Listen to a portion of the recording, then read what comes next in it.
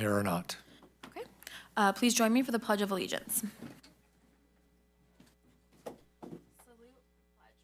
I pledge allegiance to the flag of the United States of America and to the republic for which it stands, one nation, under God, indivisible, with liberty and justice for all.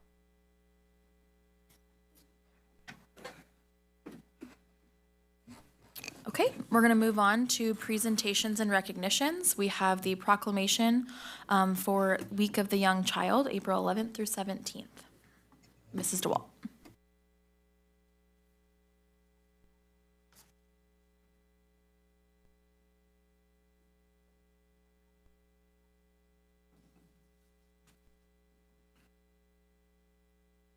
Hello, board. Thank you. So coming up is the Week of the Young Child. This is something that started in actually 1971 as a way to celebrate our youngest children, our youngest citizens, and it has evolved into an opportunity to celebrate the staff that work with our youngest students. And even though they are little, there is a lot that goes into supporting them every day. And so this proclamation, and I'll read it for you in just a second, is to really honor the staff that support our kids as well as honoring our youngest students.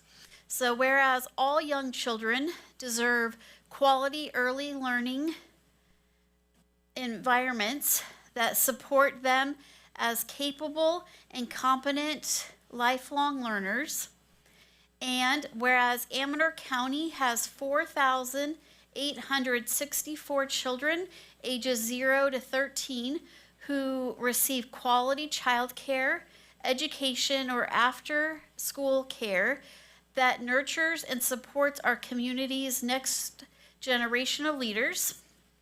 And whereas investments in our community's children have profound impacts on building a strong and vibrant community. And whereas Amador Child Care Council, the Resource Connection, First Five Amador, ATCAA, Amador County Unified School District, Amador County Office of Education, Amador College Connect, and the community organizations celebrating the Week of the Young Child. And whereas these organizations are working to expand equitable early learning opportunities that promote a foundation for children throughout Amador County. And whereas early childhood educators and child care providers who make a difference in the lives of young children deserve thanks, recognition, and support. And whereas public policies that support high quality early learning for all children are critical to Amador County's families, workforce, and economy. Now, therefore, the Amador County Board of Supervisors do hereby proclaim April 11th through 17th, 2026 as the Week of the Young Child in Amador County, California, and encourage all citizens to support and invest in early childhood education in our community. Thank you, Board. Thank you. Okay. Next, we're going to go ahead and move on to our employee organizations. I don't see Miss Angie Lucas, but I do see Mrs. Hatton.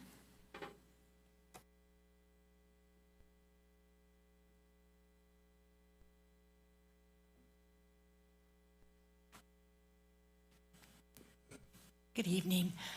Miss Angie sends her regrets. She's now coaching track for Special Olympics, and their practices are on Wednesdays. So she did want me to say something. That's why she's not here. So good evening, board, community members, cabinet, and Superintendent Critchfield.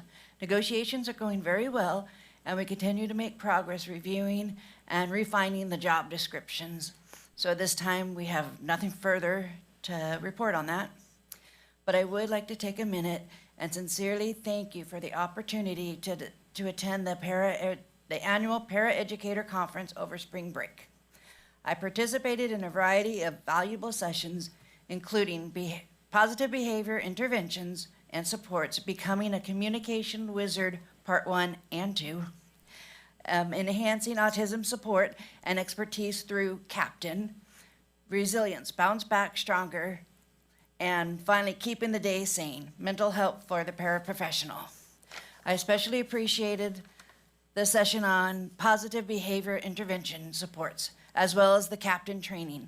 This field is evolving quickly, and staying current is essential to effectively support our students. These trainings directly impact the work I do every day. The final session, Keeping the Day Sane, focused on mental health. The presenter brought real classroom experience, valuable insight, and humor, and making it both engaging and meaningful. I'm grateful for the opportunity to refresh my skills, learn new strategies, and continue growing in my role. After 26 years, I am still very passionate about this work, and I appreciate your support in helping me continue to serve our students at the highest level. Thank you. Thank you. We're going to go ahead and move on to public comments on non-agenda items. I don't think we have any comment cards, so we'll go ahead and move on to the consent agenda. Does anybody have any questions or comments on consent? One question for Mr. Norton. So I see the note standard reference, and appreciate you working on that request. On that sheet, it says time periods and payments, where it has annual, quarterly, monthly installments. I can't tell in the actual warrants if that's in there or if it's a work in progress. Just want to make sure I'm reading it correctly or not reading it correctly and asking. Yeah, I'll note that it is in here. I will say it's not perfect. And so what I mean by that is my staff is still learning, and so we have been trying to audit and catch each one. But upon review prior to this meeting, I was seeing a few that were not quite exactly right. But for the most part, those codes are in there pretty accurately, and we will continue to get better on that. Can you just give me just the Cliff Notes training on where I would see? Sure. So let's start with the monthly one, because I'm seeing one pretty quick here. It's on page 2 for the Alameda County Schools Insurance Group. It's about a little bit down the page. Okay. You see the district-01/26. When you see an 01/26, that means it is for the month of January. So basically, this is the January's monthly allocation. So I would expect to see one then for February, March, April, etc. Okay. If you were to see an annual one, that's what I'm hoping to find. So if you go further down, there is the Amador County USD clearing account. Same page? Same page. It's like at the bottom of the page, though. Okay. You'll see a SPED-FY26. When you see an FY26, that is referencing an annual agreement. So there was the TD Snap software license as well as our Zoom license for the superintendent right below it. Those are annual licenses. Okay. And so that's the reference. Anything that does not have either one of those categories on it is in reference to basically it's just a one-time charge. Okay. The other thing you might see, and I don't know if there were any on this one, I think there are on the district side, but you might see a payment like 1/10, 10/10. I think on this one there should be a 10/10 somewhere, because we had a property and liability payment, and it was the 10th one. It was our final one. So if you see basically the 1/10, 2/10, 3/10, those should be on there as well. Got it. Okay. Thank you. No problem. So just real quick on the next page, page 3, I noticed that almost the whole first half of that page, if not more, they have that monthly date there. So all of those would be considered monthly expenses, correct? If we're reading this right? That is correct. And you'll see like there's a mixture of things here too, because this is how far back sometimes the invoices can be. It's all dependent upon when we get them, when they're due, et cetera. We have some behavioral therapy that were actually for the month of January services, but they're now paid in March. So this kind of gives you reference there too, which is why we didn't want to just put monthly. We even show you which month of the monthly payments. Any other thoughts on that? Is this gonna, I mean, it's gonna take a little getting used to, but does that make sense? I think this obviously represents significant work. Yeah. And so that is wonderful. It seems like the priority of organization is the date the payment was made or perhaps the check number. And so my only question would be, is that the most important way to organize this? Is it the only way to organize it, perhaps by the software? Or if we truly are more concerned over some other categorical or organizational method, would another method of organization make sense if we're more concerned about whether it's a monthly or an annual type thing? Because if this is the only way the report works, I think this is phenomenal effort and well done and go team. But that's my only thought. If we still think it's not quite clear, then maybe there's another way to sort or organize, perhaps. Yeah, and I'll look at that. I know there were a couple different ways to run it. I do think they all lead with the warrants the way it are. I know we had done one previously that didn't have as much in the way of comments, but it still led with the warrant number or check number. So I expect them all to be the same, but we will double check. But I'm open to other feedback too, because this is good. And I understand it's work in progress, getting used to the labeling, so that's not a problem. I mainly bring it up as far as not really informing us, but informing the public so they're able to track it down. One thought is, can it be separated where you have if you have 2 pages of monthly, those are like pages, and then if you have something's quarterly, those are separate pages. I know software might totally say, no, you're going to blow me up, but other than that, I don't think that, I think this works, but Okay. just throwing this out there. Yeah, I don't believe there is. It could be that we fundamentally look at another report over time, and if we can find one that we can maybe export and customize in some way, we can look into that. But for this purpose, for what this report can do, I think this is, at least for that particular context of it, what we can get.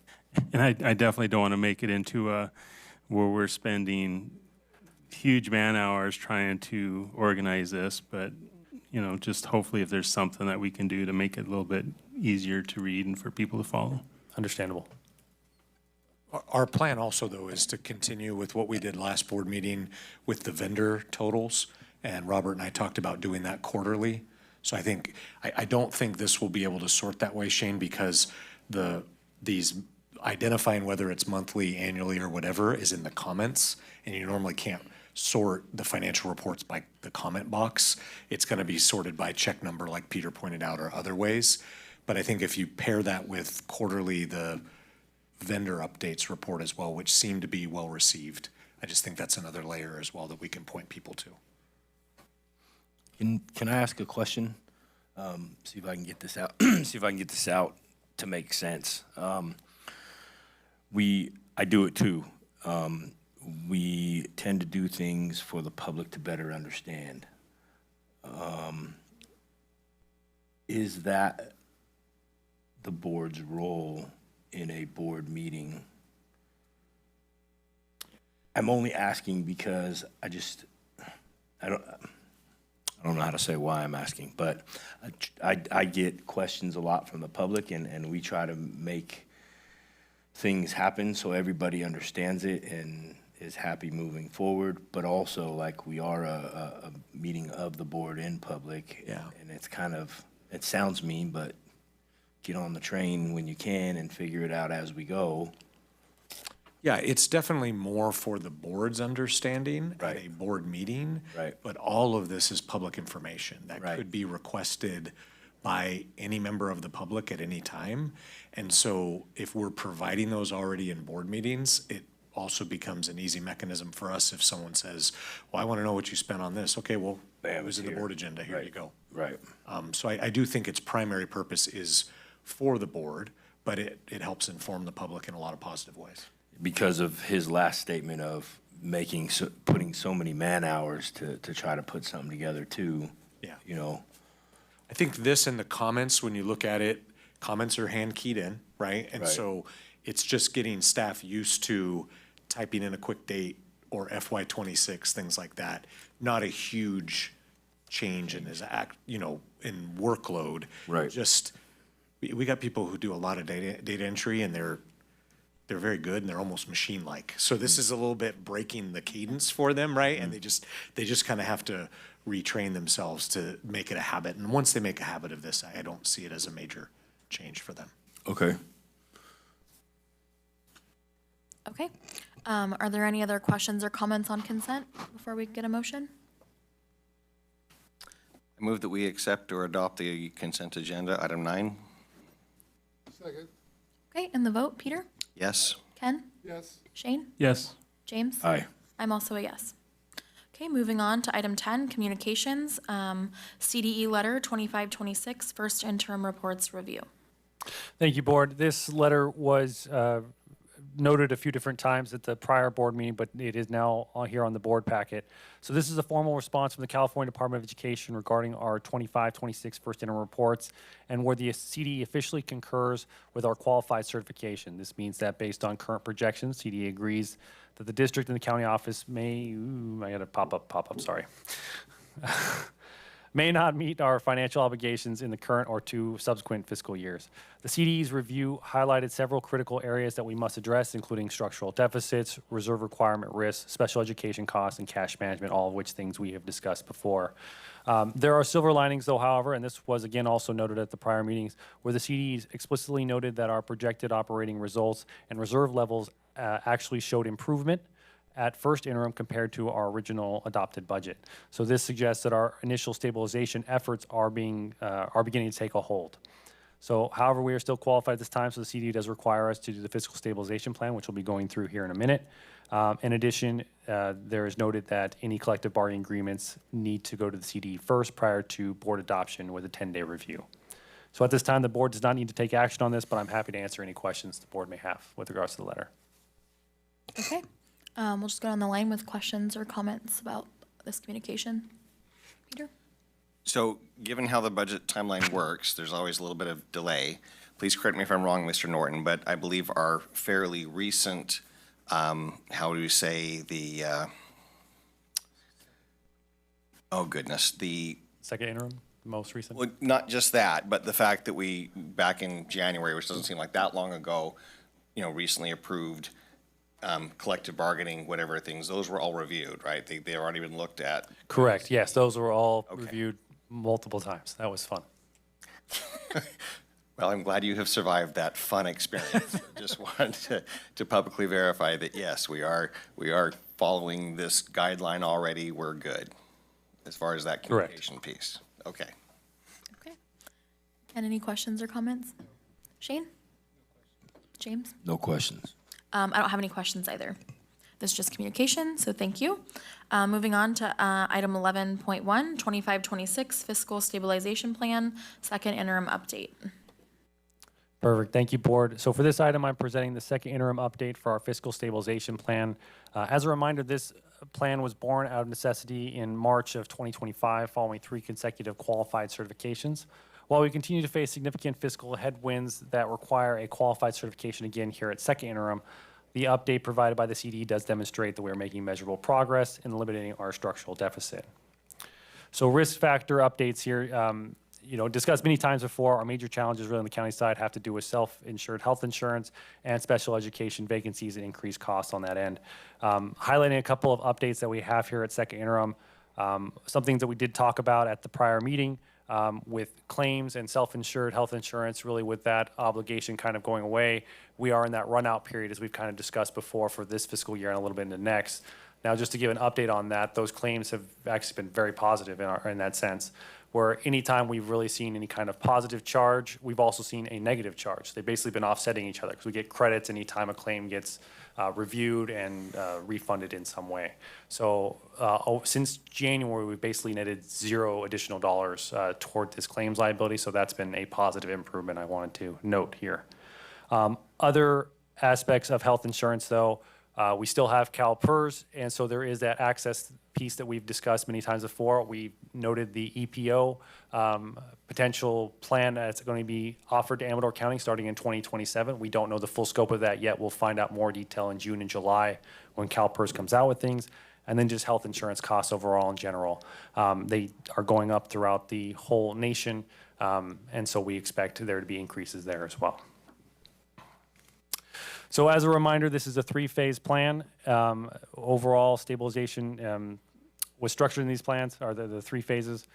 We have largely completed phase one, which focuses on immediate cost control and stabilization. As of January 2026, we've officially transitioned now to our phase two. We're really looking at structural realignment and budget right sizing. And this is a critical pivot point where we move from emergency fixes to more structural alignment and budget right sizing as we build out now our 26-27 budget. And then in January of 2027, we will look to transition now to phase three and focus on long-term solvency and greater efficiency overall, which may include some kind of consolidation plan implementation. I'm not going to really go too much here into phase one. We've really had a lot of discussion here, but I left them here as a kind of a refresher in case anybody has any questions on. I can definitely expand upon it further. With phase two, this is what we've really transitioned for beginning in January of 2026. At this time, this phase is targeted to save roughly around $720,000, and this predominantly focuses in large part on the special education vacancy reduction. Recently, Amador County Office of Education and our SEEK union TA2 MOUs designed really to help recruiting new speech language pathologists, where really we would expect to see a savings of roughly $150,000 for every SLP that we potentially could sign on with this. So assuming this initiative works out well, this could be in large part of how we get toward that particular goal. With phase three really is the path ahead here as we look forward towards 2027. It's more focusing on the long-term strategic planning and execution of our organizational efficiencies, which may include some kind of consolidation, but also focuses on long-term planning, such as deferred maintenance, curriculum refresh, fresh budgeting, technology refresh initiatives. So this is making more of a long-term view and approach as we start to really expand our budget out, not just in that current year, but over several years as we look to build out our reserves. And then next steps, as we've discussed in the prior meetings, the governor's May revision will help finalize many of our revenue projections as we look toward budget build, as well as third interims then around the corner where we have estimated actuals, which also helps inform our budget build. So really right now we are in that budget building mode. And then to just finish off here, our main focus is right now making sure we meet our minimum reserves for the next year and beyond, keeping emphasis on new and different ways to address the special education staffing shortages as well as increased costs. And overall operational efficiency by continuing to evaluate any and all expenditures that we have to ensure they're meeting our strategic goals. So at this time, we recommend the board approve the second interim fiscal stabilization plan update, and I'm happy to take on any questions you have. Okay, Peter, questions or comments? I know the goal here is brevity, and I admit I have not yet read the full lengthy document. I look forward to understanding, I guess, perhaps over time what some of these terms mean, such as, how did you put it with the special ed staffing? I'm sorry. On the previous page, you had the term benchmarking. I'm sorry, I'm not quite sure what you So benchmarking more looks at what other school districts are doing. So, and that's really toward an initiative of seeing how do we compare to the market? How do we become more competitive? And so that's really too where I think some of these initiatives, the TA that we had with the SEEK unit in particular, was really targeting that and trying to put us in a better position to be more attractive to that particular position, the speech language pathologist. So that's what the benchmarking is referring to. That's very helpful. Thank you. Mm-hmm.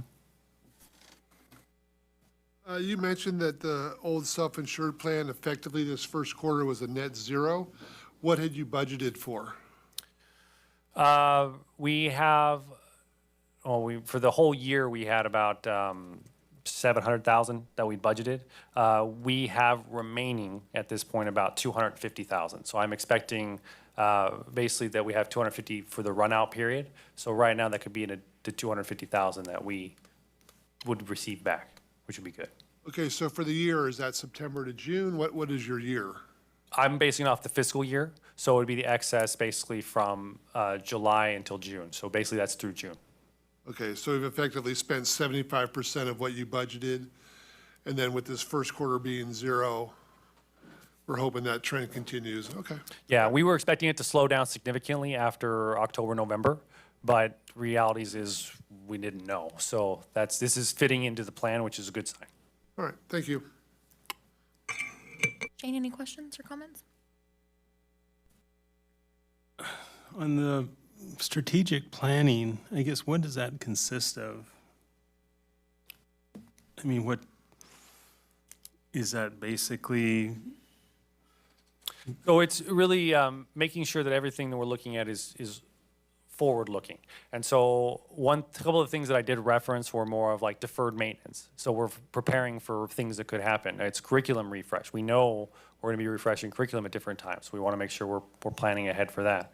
Any new goals or objectives that we have, or is that really that now we're starting to align our budget to that point to where we are not reactive, but proactive. And that's really what I'm more focusing on with that particular piece. sorry, I guess, more bare bones, what's the process when you do that? Is it you with Jared and the cabinet?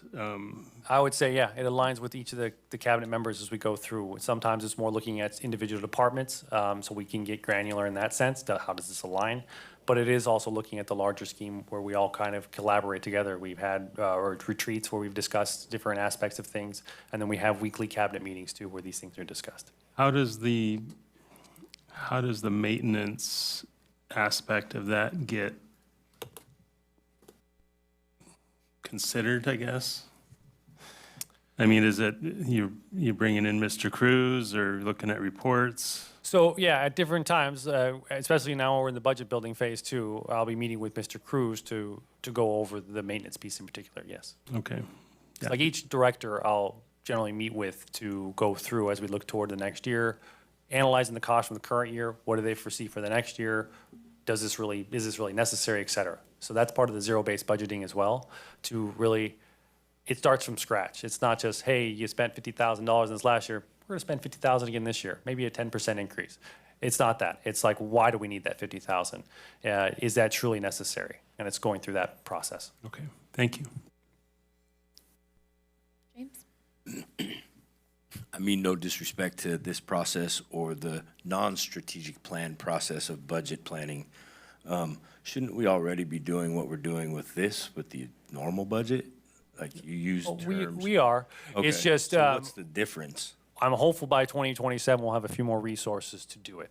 Okay, So it's more of, right now, especially in phase one, we know there's a problem. We need to stop the bleeding. Phase two is, now let's calibrate so that we're looking good. We want to get back to that positive outlook. And so by phase three, I'm optimistic that by that point, now we're starting to be able to hold on to some of our resources, put them to the side so that we can start having some of these longer term plans, not just reactive to everything that we're coming up upon as we're trying to fix it. Does that make sense? it does. And then you use the term "stop the bleeding," and in a normal budget time of life, we would not want to get cut at all. Well, it depends. Obviously, there's always strategic initiatives that are no longer in favor. We find something's not working, so it gets cut.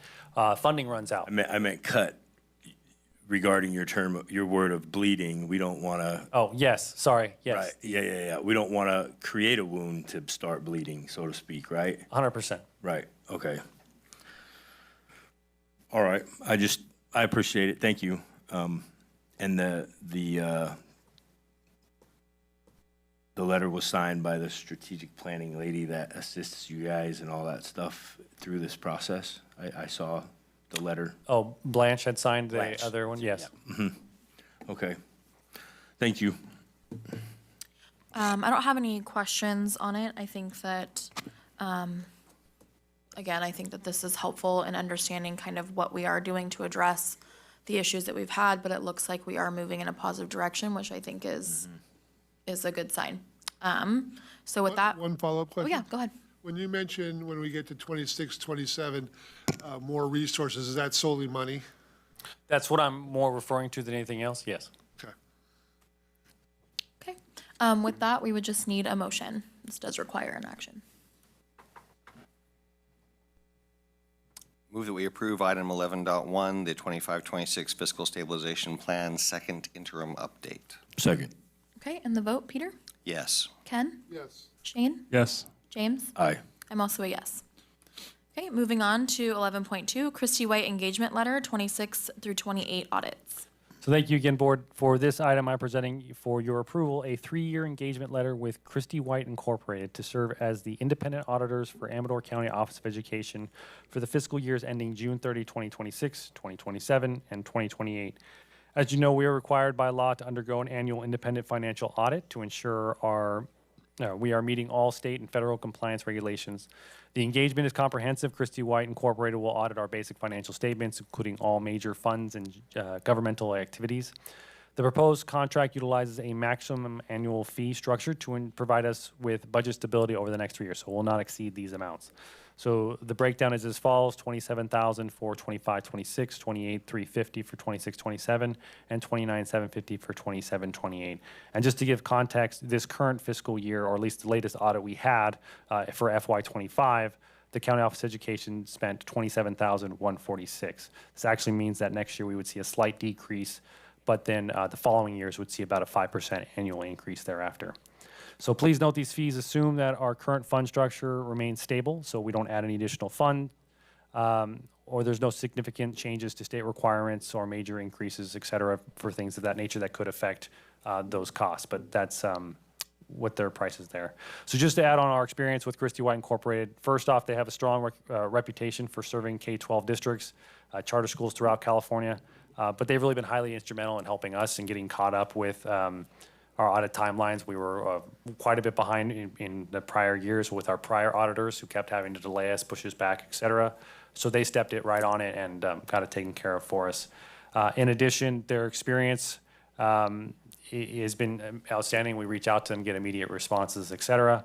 And so they've been great to work with, and we look forward to working with them for 3 more years. So with that, at this time, I recommend the board approve the engagement letter, and I'm happy to answer any questions you may have.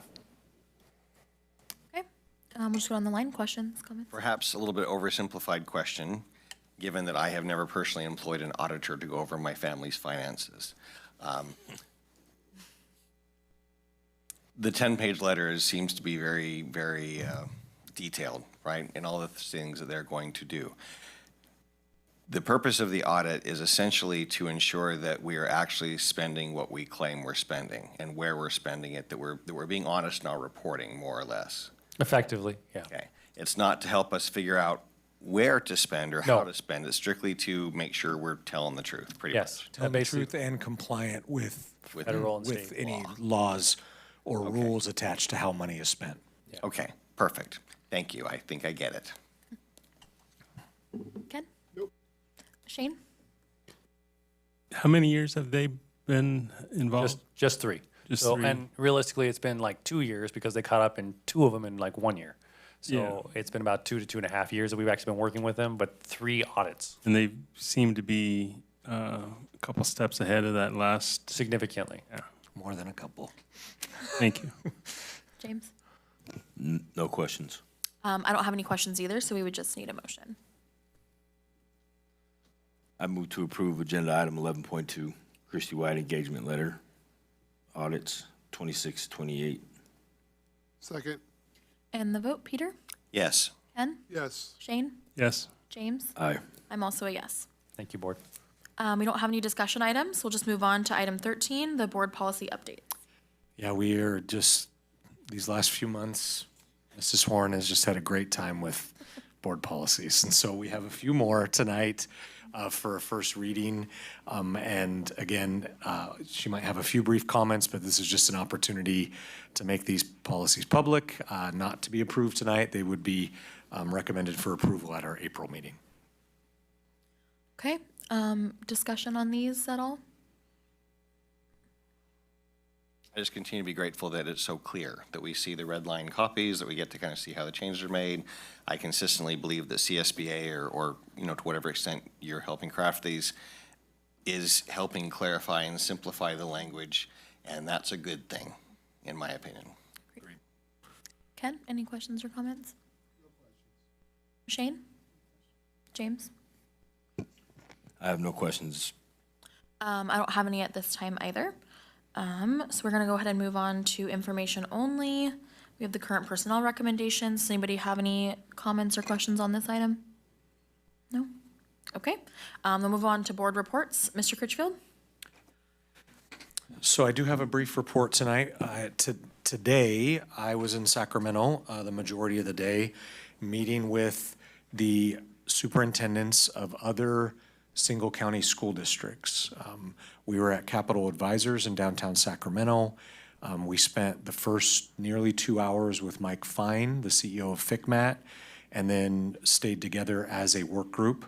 Those in attendance were myself, the superintendents from Del Norte, Mariposa, Plumas, and Alpine, and Sierra counties. Alpine is going through a transition, so that superintendent is there.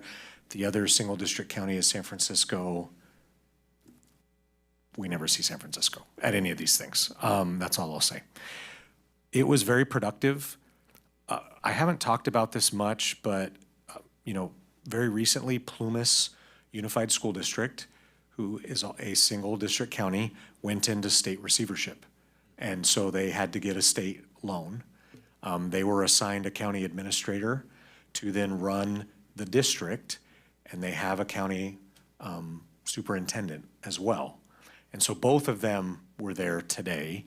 And FICMAT has pointed out that now the state has a lot more interest in how singles operate, because when one goes into receivership, now what's going on, right? But it does provide us with some opportunities. There is a trailer bill that adds language specifically calling out the single school district counties, like Amador is listed in the trailer bill under a couple different areas. And Mike Fine has huge influence, massive influence on these trailer bills, on what stays in, what gets revised, and what goes out. So we spent a lot of that time with him dissecting those areas, and we're recommending one of the areas be removed entirely from the trailer bill and another area be modified. As an example, one of the areas that's going to be in there is that the California Department of Education will have viewing access directly into our financial system. They don't. And in a typical multi-district county, the County Office of Education has that ability to look right in there, and CDE is supposed to operate with that same oversight. None of us objected to that. It can help on all fronts. It has another set of eyes on it. CDE can be in our financial system seeing what's going on instead of the reports that are created. And FICMAT has a lengthy report about Plumas, what happened, and a lot of that has to do with audits were way behind, and then what was being portrayed wasn't accurate, and CDE, because they were not in the financial system, was solely reliant on what was being inputted in the reports sent to CDE, and that was found to be wildly inaccurate, and that's how they ended up in receivership. And so we spent a lot of time on that, and then we're also working on the opportunity for potentially more funding for county offices of education. Not to go into great detail, but the County Office of Education on the local control funding formula side are essentially funded by three factors. One is every county gets $900 and some odd thousand a year just for being a county office of education. The second one is there's a student ADA, so enrollment attendance formula for how many students reside within the county, whether you have one or multiple districts in the county. The per student amount is way less than the district amounts, but there's a per student amount. The third dollar amount is $367,000 per school district within the county. So our math on that is really easy. We multiply that number by 1, okay? And what we are now pushing for and advocating for is pointing out that counties of similar size, and when we say size, student population, are getting drastically more money than we are because they're actually less efficient because they run multiple small districts. So for example, we get a little over $3 million in LCFF funding on the county side. Siskiyou County only has about 800 more students than we do, but they have 25 districts. So they get over $12 million. And so this is an opportunity for us to insert ourselves to say there needs to be a fourth mechanism for providing county offices of single school districts more revenue. Mike Fine believes we have a shot at this because all of our counties are so small, besides San Francisco, it would be budget dust, as they refer to it in the state budget, and could be significant increases to our revenue. So it may not come to fruition by next fiscal year, but, you know, Plumas is doing their best to dig out, but we're all being opportunistic, to be honest, to say, well, you're now looking at us, so now let us educate you a little bit more about the challenges of running a single school district county. So it was a very productive day, and the work will continue on that, and we're gonna be continuing to work through this trailer bill and hopefully securing more funding for the county office. Thank you. Peter? That's wonderful news. Thank you for sharing. I have been approached more than once by a certain member of the county staff who happens to reside in the same household that I reside in, that she would love to see, if possible, some of the recognition, the gold coin, whatever you call those things, challenge coins, for county employees, if that could start up again. Just a suggestion. On the calendar. Wonderful. Thank you. Shane? Nothing to report. James? I'll report both here and in the district meeting. We got to visit transportation today, myself and Kayla. Years back, I had made a suggestion, like, how come nobody goes to transportation? And because I made the suggestion, I got put on a bus at 5 a.m. and got to go on a school route, which was great. It was cool. I enjoyed it. Today, we met at 11 a.m. and got to see the fuel tank and the graveyard of buses, and we got to meet the new director, Miss Lemke.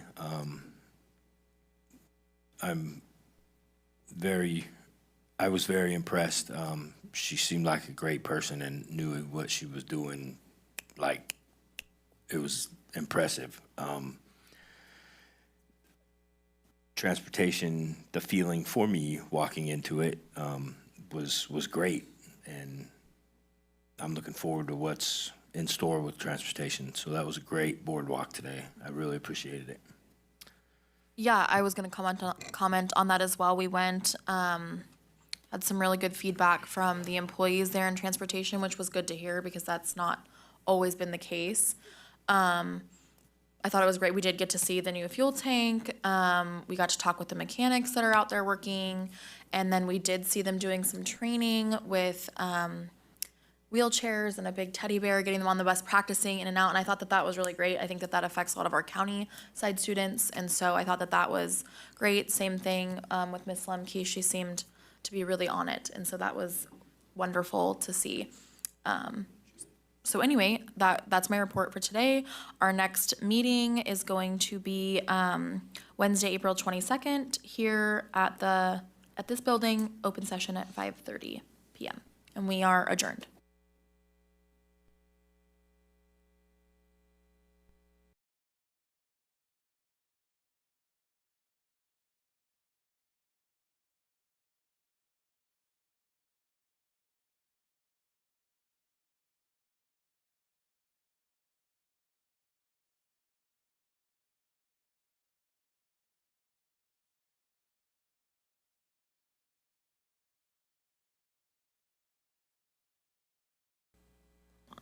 I'm logged out. Public comments on closed session? I don't think so. Okay, then with that, we're going to go ahead and move into closed session. We will return at 7.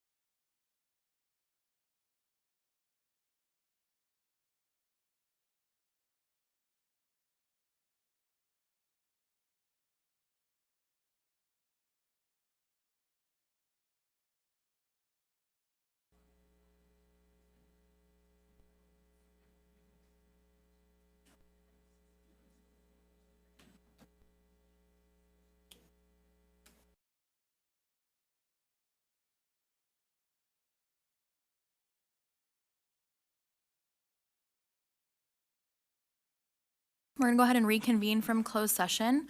We do not have a report out. Are there any deletions or corrections to the agenda? There or not. Please join us for the Pledge of Allegiance.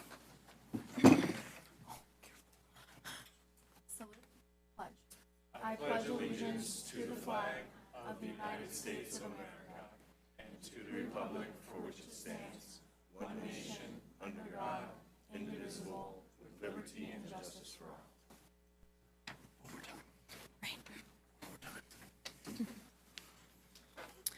Okay, we're going to move on to our presentations and recognitions. First up, we have our community service hours for certificates and Block A awards.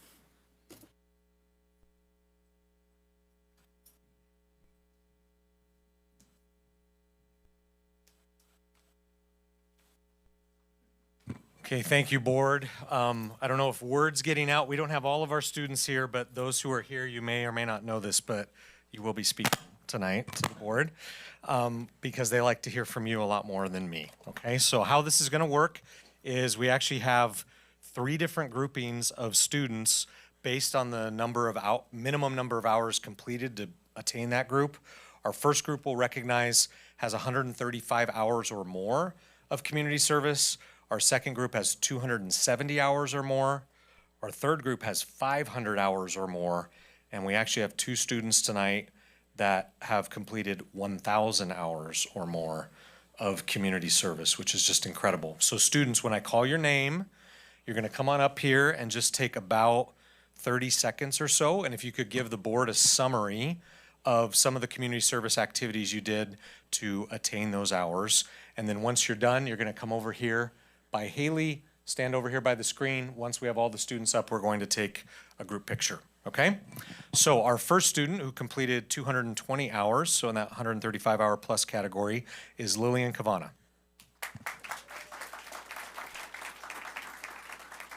Okay. Next up, with 142 hours, Aiden Garcia Castro.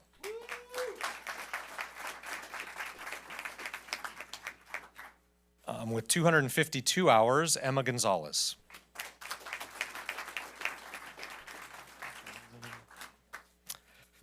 With 240 hours, Elise Carlson Bernard. No? And then with 250 hours, Taylor Kuhnhoff.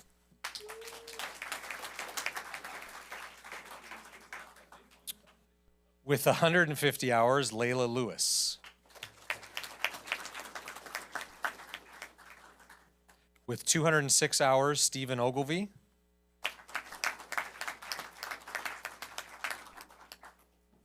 Saw her here. I know we have one. 137.5 hours, Macy Patterson.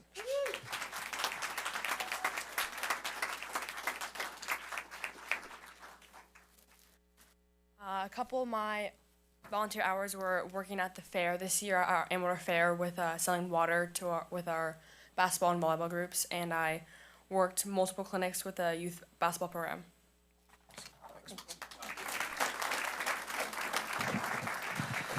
Okay, now we're on to 270 hours. Some of these students have received awards for being over 135. Some just submitted all their hours in one big submission, so it's dependent. So first we have on the list, Shalise Carey with 302 hours. With 443 hours, Quinn Dover. With 318 hours, Cabry Dugan. With 362.25 hours, I like the precision, Gianna Flock.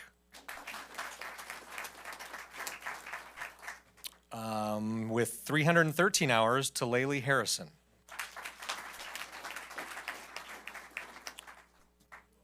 We know this individual's not attending, but still want to recognize Kylie Mansu with 485 hours. With 400 hours, I know she's here, Bella Marzano.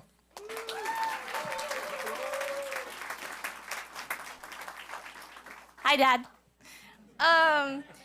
Some of my community service hours, I youth advise for Argonaut Junior Mustangs Cheer, the varsity squad, and I've done that all 4 years of high school, and I also did stats for football my freshman year. And I've done a lot of stuff for athletic management for Gilliam.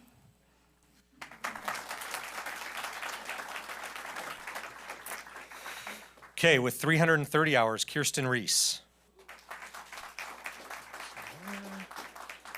With 275 hours, Michael Nunes. All right, now we're on to 500 hours. With 590 hours, Nettie Brazil.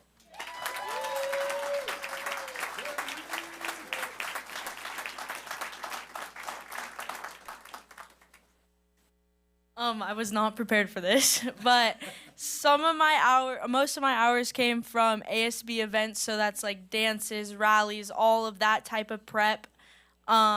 So my hours came from freshman stats doing football. Some of my hours came from athletic management, which is working and setting up all the games. I think that's it.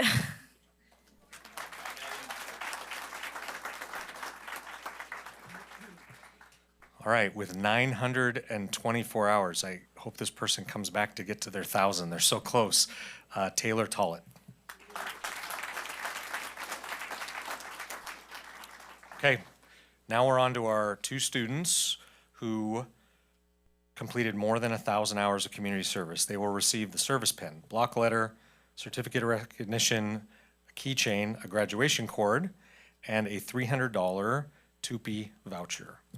So, with 1,269 hours, Adriana Moscoso.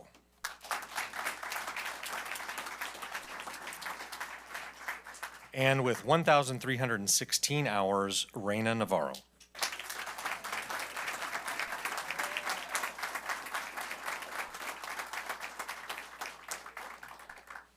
So I've been helping out a lot from my freshman year all through senior year, which is right now. So county fairs, Amador, every year for volleyball I've been helping out. And then in Santa Barbara, my grandma lives there, so I help out with the fair every year. It's like 4 or 5 days, and it's like the whole day.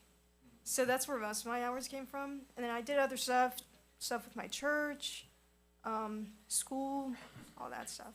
Yeah.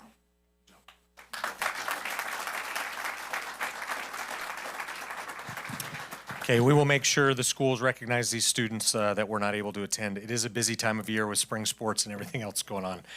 But awesome, just awesome group of kids and so many hours completed. So thank you, everyone.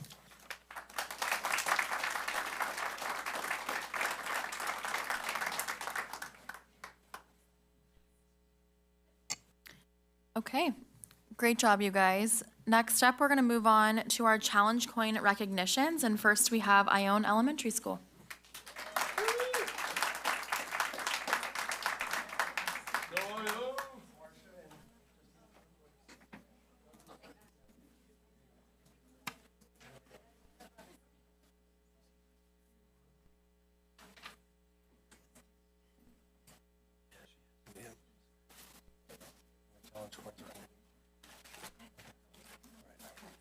Good evening, school board members, Superintendent Critchfield, and members of the cabinet. Thank you for this opportunity to recognize 5 of the outstanding members of the Ione Elementary School staff.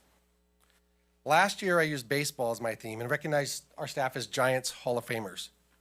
But this year, I'm turning to another franchise built on a powerful motto, the Raiders. The longtime motto, commitment to excellence, is one I believe reflects every member of the Ione Elementary School team. To the point, my teacher in charge, our 4th and 5th grade teacher, helper on campus, has volunteered to come help me tonight on her own time. And that is a commitment to excellence as well. So I want to recognize you tonight too, Becky. Thank you. If you're old like me, you may remember legendary quarterback George Blanda, who also excelled at 2 positions, quarterback and place kicker. This year, Justin Henriquez has been our George Blanda. On our campus, as our campus health aide, she provides exceptional care, knows our student health plans inside and out, keeps current on medical orders, and communicates beautifully with families.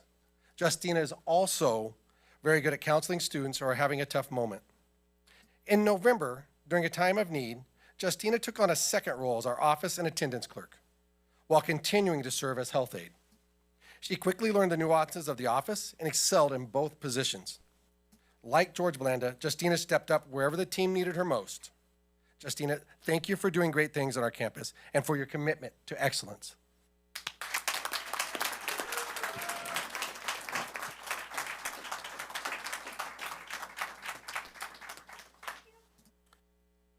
Another Raider great, Gene Upshaw, was known for his hard work, dedication, mentorship, and character. Marcia Nelson is the Gene Upshaw of Ione Elementary.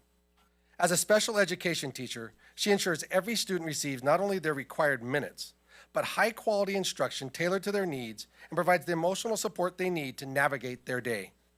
Like Gene Upshaw, who later served in leadership roles in professional football, Marcia leads beyond her classroom. She mentors fellow special education teachers, serves on our site leadership team and cost teams, and leads our special education team. Her IEP meetings are thoughtful, organized, and student-centered. Marcia offers to support all students on our campus, reaching out to general education teachers to offer support for any student, because she wants to make sure every student on our campus feels valued and cared for. Marcia is honest, hardworking, and a dependable staff member. Marcia, thank you for your leadership and your commitment to excellence.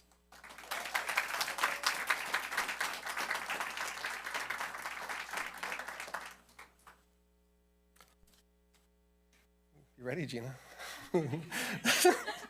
Hall of Fame defensive end Howie Long. But okay, before I get started, Becky has known Gina since she was knee-high to a grasshopper. And so she's really nervous right now about what Becky may or may not do. Hall of Fame defensive end Howie Long is known for preparation, high standards, intelligence, and humor. Gina Griffin embodies those same qualities. Gina prepares daily to bring out the very best in her students and hold them to high expectations while delivering exceptional instruction. Gina runs a tight ship, but has a lot of fun happening in her classroom along the way. Gina serves on our site leadership team, co-leads student council, help leads rally and talent shows, and keep us laughing along the way. Gina is also her grade level lead, where she supports her colleagues in any way she can. Gina's well-timed humor, often at my expense, and positive energy strengthen our campus culture. Gina also loves her cats, who I am sure are watching at home right now, and it's something else I'm sure you have in common with Howie Long. Gina, thank you for all that you do for our campus, and thank you for your commitment to excellence.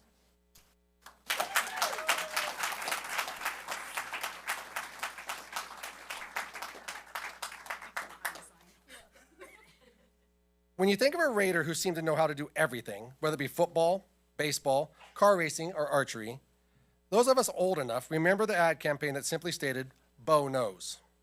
That was centered on two sports star Bo Jackson. At Ione Elementary, not only does Jenny Brazil know, Jenny Brazil does. Site council member, Jenny does. Site leadership member, Jenny does. Teacher liaison for our parent group, Jenny does. Staff representative for 5th grade science camp group, Jenny does.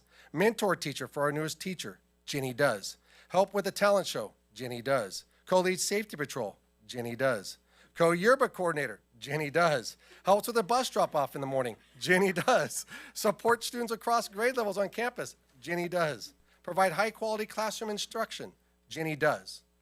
And recently, Jenny volunteered to support a student who is in need of a home health instructor, proving Jenny does where help is needed.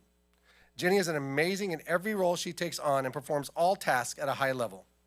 Jenny, thank you for all that you do on our campus and for your commitment to excellence.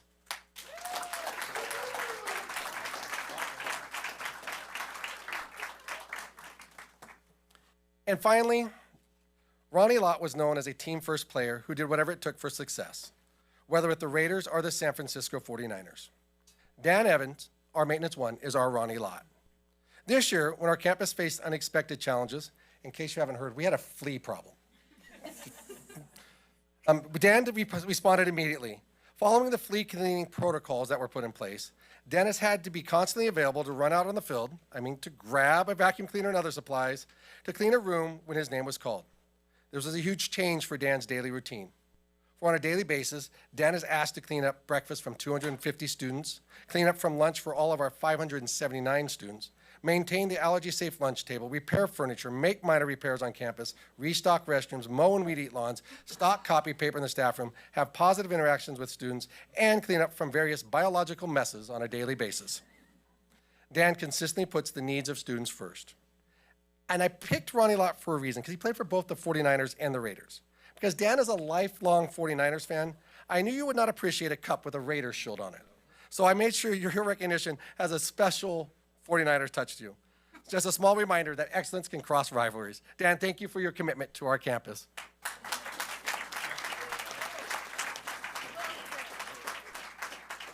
Thank you again for allowing me to recognize 5 outstanding members of the Ione Elementary staff, and thank you, and have a good night. Thank you. Hey, next up, go first. Don't forget your pictures also. And next up is Ione Junior High.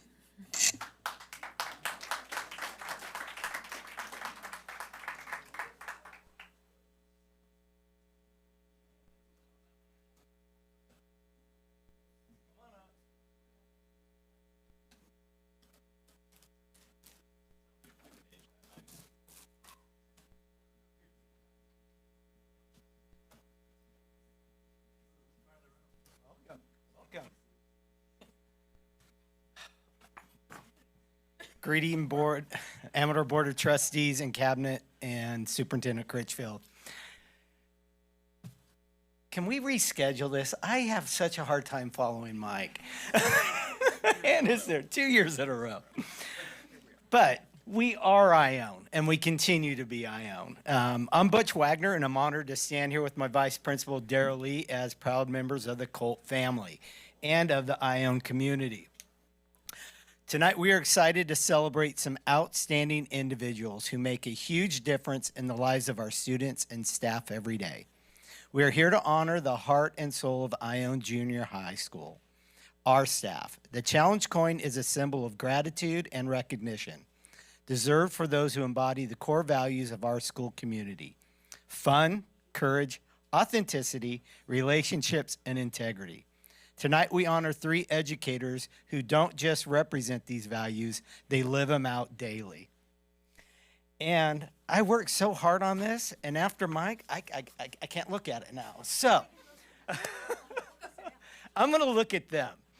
And looking at the 3 of them, I calculated in my brain, there's 70 years of education. 70 years of education right there. 2 of them, tried and true, Ione Elementary, junior high, high school, but we didn't have a junior high then. Right into Ione Bulldogs to Ione Mustangs. Recruited 1 into the family, and he's been here for 29 years, correct? If my 27, sorry, 27. So yeah, so there's a lot of education right here.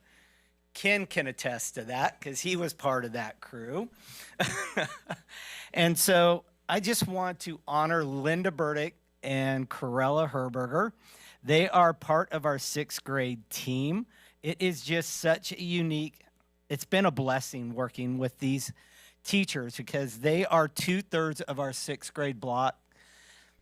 And sadly, it was with bittersweet, those 3 standing there came in and stood in my doorway giving me that look and said, "We're terribly sorry.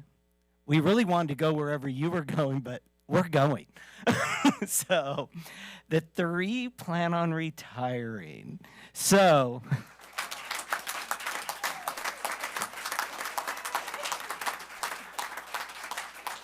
Linda Burdick is our math and science teacher. I can't say enough about her engagement, her lessons, what she does for students. Corella's passion for literature and English in reading and trying to get students to be engaged in the story and just be part of it. Linda's always trying to come up with something new and creative for our students. We currently have 94 students between the 3 teachers. It is quite fun. And we do a really unique blend between the 3 teachers. And so our other teacher teaches Avid and history. And so they all rotate. They're a close home group. And then I just can't say enough, but I just been an honor to work with you guys again. Growing up with you and then getting to work with you has just been amazing. So thank you. Thank you very much. Not yet. Then, Mr. Herberger. If we talk about sports, he is a key utility player. There's not too many teachers out there that have 3 different credentials. He's got a multiple subject credential. He has an English credential and a history credential. And he has played all 3 well. And the amazing thing is this year, he even stepped up and has done an amazing job with our ELD students. And I can't thank you enough. So just greatly appreciate all the work. Daryl and I appreciate all 3 of you. So you may 3 come up and receive your awards. Thank you very much. And again, we can't thank you for your years of service, the love of students, and the legacy that you've left at Ione. Yeah, we know. Thank you very much tonight.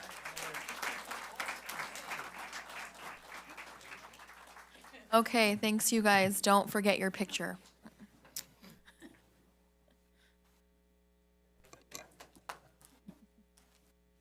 Thank you. Okay, next up we're going to have the proclamation for Week of the Young Child with Mrs. DeWalt.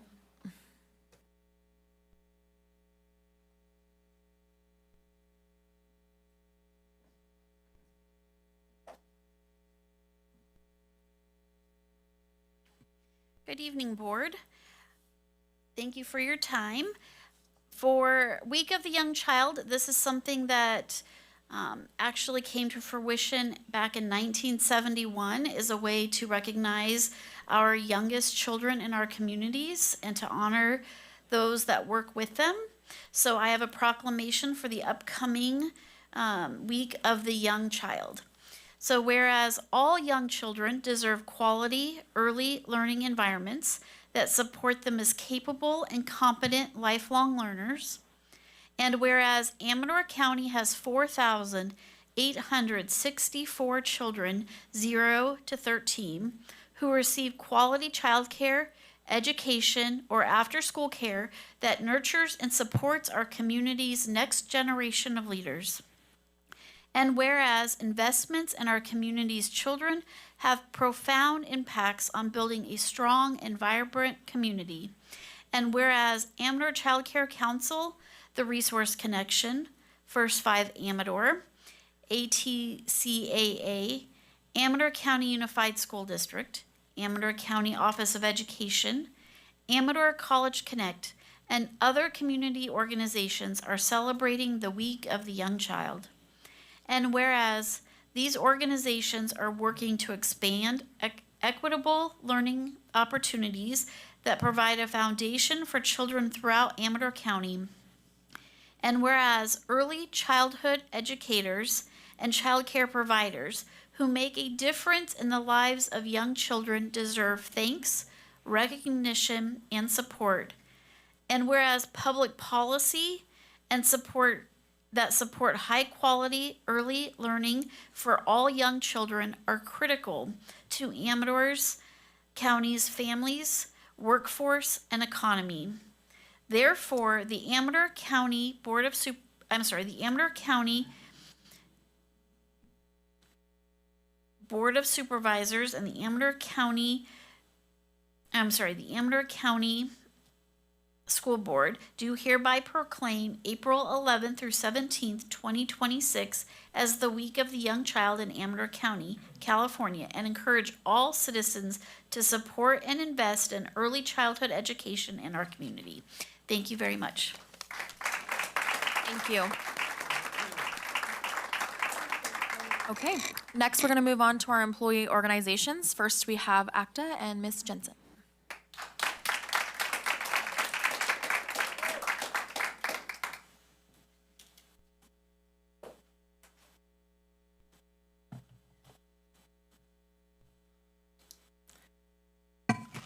I don't know why I'm so nervous this evening, but I am, so here we go. I'll do my best, as we ask our students to do too. Good evening, board members, Superintendent Critchfield, fellow educators and community members, and members of cabinet. My name is Jeannie Jensen. I am the president of ACTA, the Amador County Teachers Association, and I am here tonight because we are out of time for waiting. We submitted our salary proposal 2 months ago. The response we received was essentially to wait. We have heard that before, and we remember what happened last fall. We remember the delays. We remember the uncertainty that stretched on and on, the decisions that got pushed right up to the wire, forcing our educators to make life choices under pressure, without answers, without respect for their time or their needs. We are not willing to repeat that experience, and I do not believe this board should want that to repeat either. Let me be direct about where we are. Right now, 14 positions district-wide are filled by long-term substitutes or teachers without full credentials. That is not a staffing footnote. That is a flashing warning light. We cannot attract educators to this district if we are asking them to wait for fair compensation. We cannot retain the ones we have if the answer to every proposal is delay. Teaching is an exhausting profession. Our educators give this community everything they have. When they look around and see that neighboring districts offer more salary, better benefits, more stability, we lose them, and we keep losing them. Recruitment and retention is not a problem we can address later. It is the problem right now. And every month we stall on compensation is another month we are making ourselves less competitive in a market where teachers already have options. We haven't even gotten to healthcare yet. We are expecting a premium increase of at least 9% next year. For our educators, particularly those with families, those early in their careers, that is a real pay cut. Their salary doesn't go down, but their take-home does. That matters. Fully funded family health care is not an extravagance. It is a basic condition of being an employer that people want to work for. If we do not address this in the budget proactively this year, we are asking our educators to absorb yet another cost while we ask them to wait on everything else. That is not a sustainable ask. Let's take a look at what is happening in our region. Natomas Teachers Association went on strike. Twin Rivers United Educators went on strike. Their members walked out over salary, over fully funded family health care, over staffing. These are not fringe issues. These are exactly the issues sitting on this table tonight. We are not here to threaten, but we are here to be honest.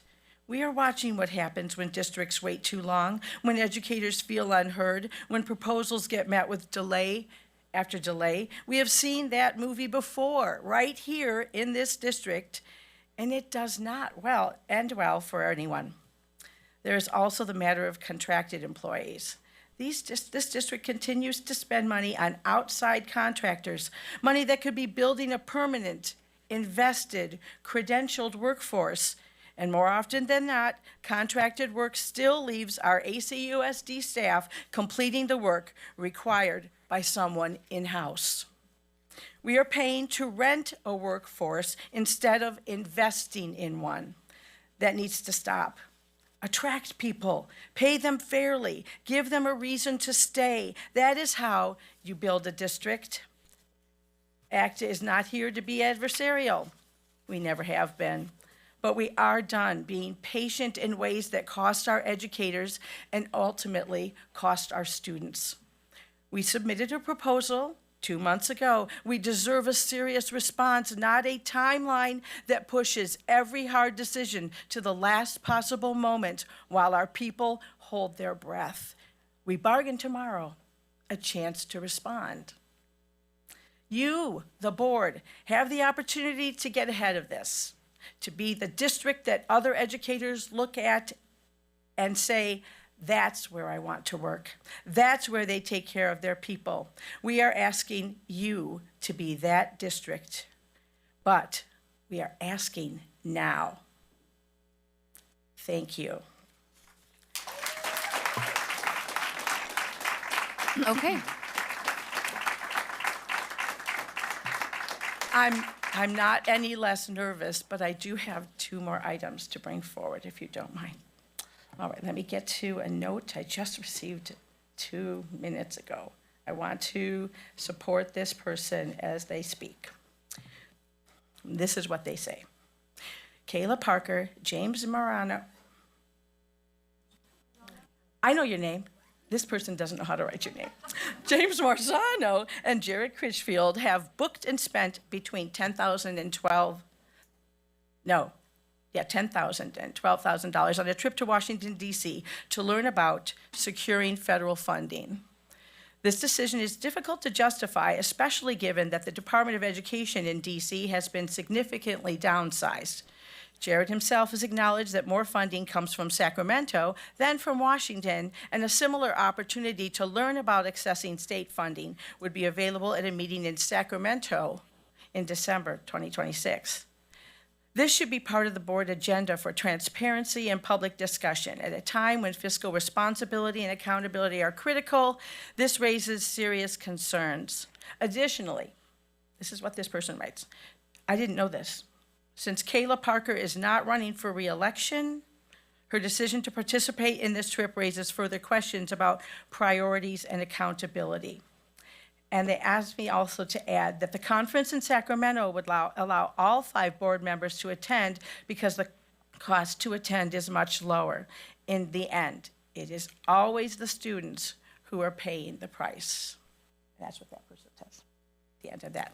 Now, the last thing I would like to mention is a rumor, but I think I need your help to ask about it or to understand it. A big concern, you see this is because people are busy and they aren't able to come. Well, our people are busy too. They aren't able to come, but that doesn't mean they don't support. I want you to understand that. There's a growing concern about a separation between those who run the district and those who make the district run. And I'm not specifically and only talking about educators and staff. I've already mentioned them. But while there isn't this is all from my heart now because there isn't a Me Too clause, 4% increase after the 4% increase that ACTA had received was offered. And the understanding, and this is where the rumor is, the understanding was that it was going to administrators. Jared was not going to take this 4% increase. It was going to administrators, and that also included not just the cabinet, but also the people who are making the district run at our sites. When there aren't educators in classrooms, the administrator and the site is making it work. And yet, rumor has it that 4%, which was the only thing that made ACTA people say, well, okay, if our administrator received the 4%, I give it to them. They understand the hard work people are doing.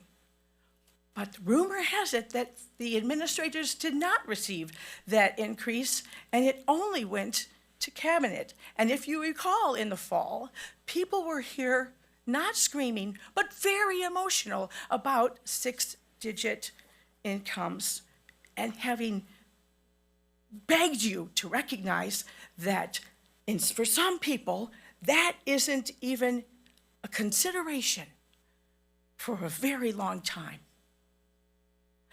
And so, recognizing the worth that those administrators do and not giving them that 4% increase, if this is true, if this rumor is true, was completely not what ACTA thought had happened for the people who support us. That's all I have to say.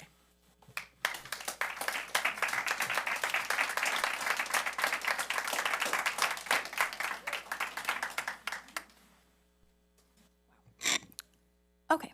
Next we have CSEA with Mr. Baird.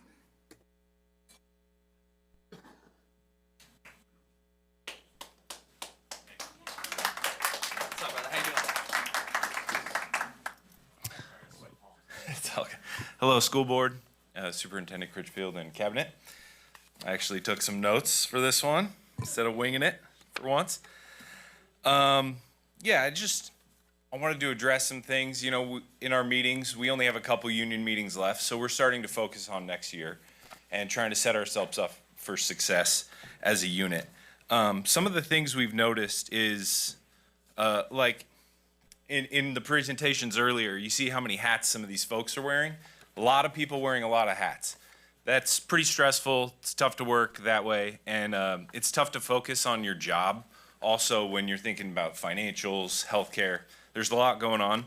So I think, you know, I heard this quote about, it's not exactly in perfect English, but scared money doesn't make money, right? So like, you know, we have to spend a little bit to make sure that we're all working hard and we can focus on the students.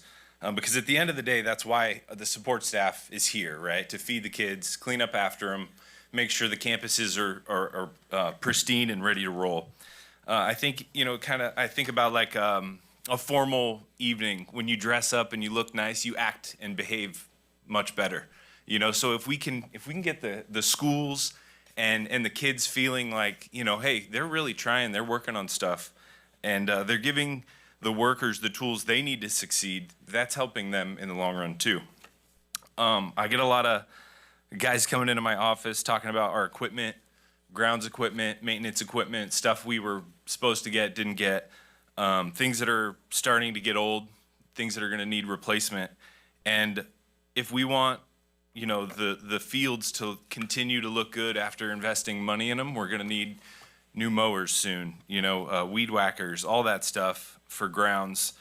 And that brings you to another point that I covered a little bit, is the staffing needs. I know that we're pretty well understaffed almost at every site, and in terms of maintenance and grounds, a lot of the kitchens are somewhat understaffed. Some are getting raises and they're getting a lot of equipment. I know Mike Pingree for food, I see a lot of new food stuff coming through, refrigerators, freezers, a lot of stuff for the new farm, you know, trays and salad spinners and stuff like that. So I hope that we can kind of extend that to the rest of maintenance, grounds, and, you know, our support staff at these sites too. Like, we all need something to get jobs done. Let's make sure that we can fund that, whether it's transportation, having vehicles for sports, or just, you know, the equipment to work on those vehicles. I think this is all important. I was gonna mention the 9% increase in premiums, because that's pretty much minimal, right? Like, it's gonna be that or more starting next calendar year. So I just, you know, we're obviously gonna need to address that with raises when we come back to the table and do negotiating again next year. So I just hope we're all, like, you know, the other guys said, I hope we're all willing to play ball, you know, and make it work for everyone, so we can show the priority is the students and the facilities that they go to learn in. Yeah, I think that's something that, you know, as we make decisions to close out this year, we need to focus on the future at the same time. So, thank you. All right, we're going to move on to public comment on non-agenda items. A person wishing to be heard by the board shall first be recognized by the president and shall then proceed to comment as briefly as the subject permits. Individual speakers shall be allowed 3 minutes to address the board on non-agenda items. The board shall limit the total time for public input on each item to 20 minutes. With board consent, the board president may increase or decrease the time allowed for public presentation depending on the topic and the number of persons wishing to be heard. The president may take a poll of speakers for or against a particular issue and may ask that additional persons speak only if they have something new to add. Our first card is Michael Garcia. This is crazy, guys. 2 months in a row, I'm being nice. It's insane.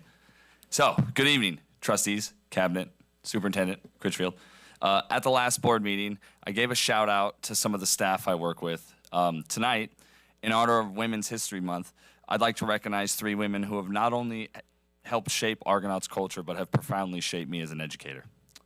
Valerie Davidson, Argonaut's art extraordinaire. Valerie has been in my corner since day one. Sorry, guys, I only have 3 minutes. You can clap, but I'm going to keep talking.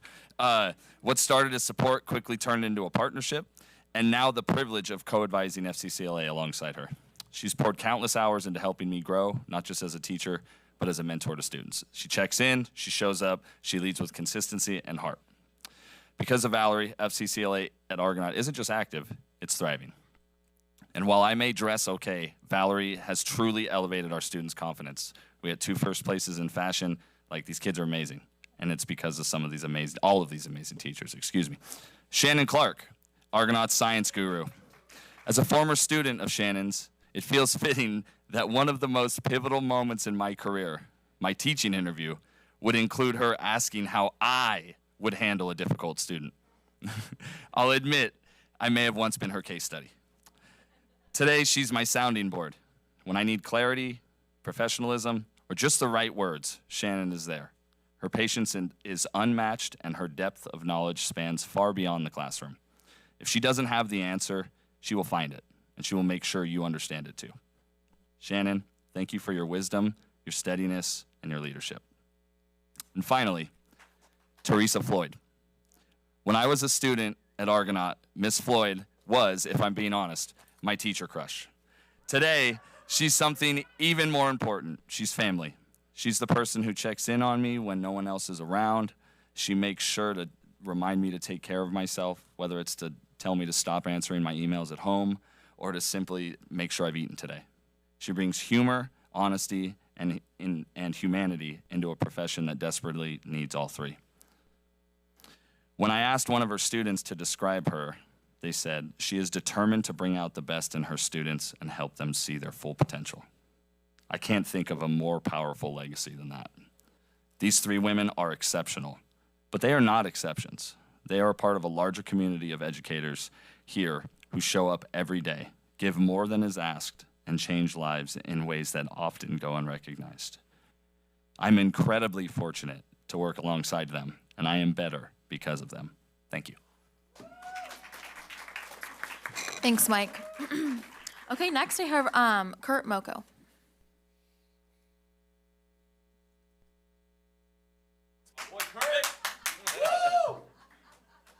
I got time. I'm quick tonight. Hey, good evening, board. Mr. Critchfield, council, how are you? First of all, thank you all for being here. I don't come often enough to say that, all of you. Tonight is Survivor. I hope you're recording it. There's big blindsides happening, I'm sure. I would like to start out tonight by complimenting Mr. Critchfield. Last fall, I spoke about the importance of district leadership being visible and present on our campuses. Mr. Critchfield, you have exceeded my expectations. For the board's information, he has visited Jackson Junior High School classrooms quarterly, met with our ASB students, web students, and staff on numerous occasions. By comparison, his predecessor visited our school only once in 3 years. We are literally next door to the district headquarters, yet you're always available, so thank you very much. Board members, oh, there you go. You deserve that. I'd also like to talk about retention. You may notice I've spoke with you about that before. You may recall last year that we received a notice of intent to return with salary information, which was later followed by a corrected employment notification. In other words, they lowered our income and gave us a corrected copy. Then we went through the whole fiasco of negotiations. So I'm hoping, as we're in that season right now, that we get the right numbers for the beginning, and so that we can lay the groundwork for retaining the staff that we have. That's what my focus is here tonight. In my opinion, this felt like a bait and switch approach. It was unprofessional and may influence some employees considering to return next year. You may remember there were some that were asking to leave early because of what happened through negotiations. I'm glad that they didn't, and I hope that they stay. That's why I'm here tonight. In my 5 years as an employee, I have observed ongoing district and office strategy using negotiations with ACTA that includes stalling discussions. We are not here to talk about that yet. Questioning provided data, where did you get that number? And failing to respond reasonably in a timely manner. I understand that the district is waiting for California's final budget numbers. However, demonstrating concern for employees means maintaining open dialogue and working on negotiating committee now, not later. California's current inflation rate is just under 3%. So 3% is what we would need just to stay even with last year. You know the math. I'm not going to go over that with you. ACU employees and continue to lose pace with both inflation on goods and services as well as healthcare insurance. The district's bargaining committee actions this past fall were, in my view, deeply concerning and contributed to lower employee morale. Continuing with more of the same sends the message that employee retention is not a priority. Mr. Critchfield, I want to ask you also, for a couple of years now, I've been told that your staff is working on stipends for middle school. If that's not updated this year, people like myself are going to stop. We've been working for years without compensation after school hours. Finally, Mr. Critchfield, I challenge you. Please step up. Thank you, board.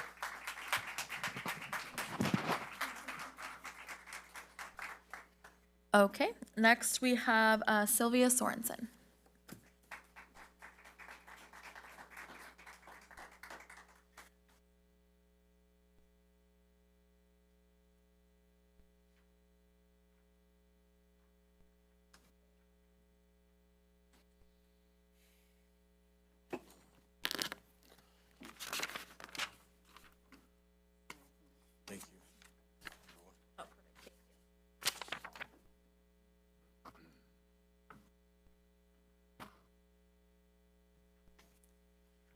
Good evening, board members, Mr. Critchfield, cabinet members, and student board member.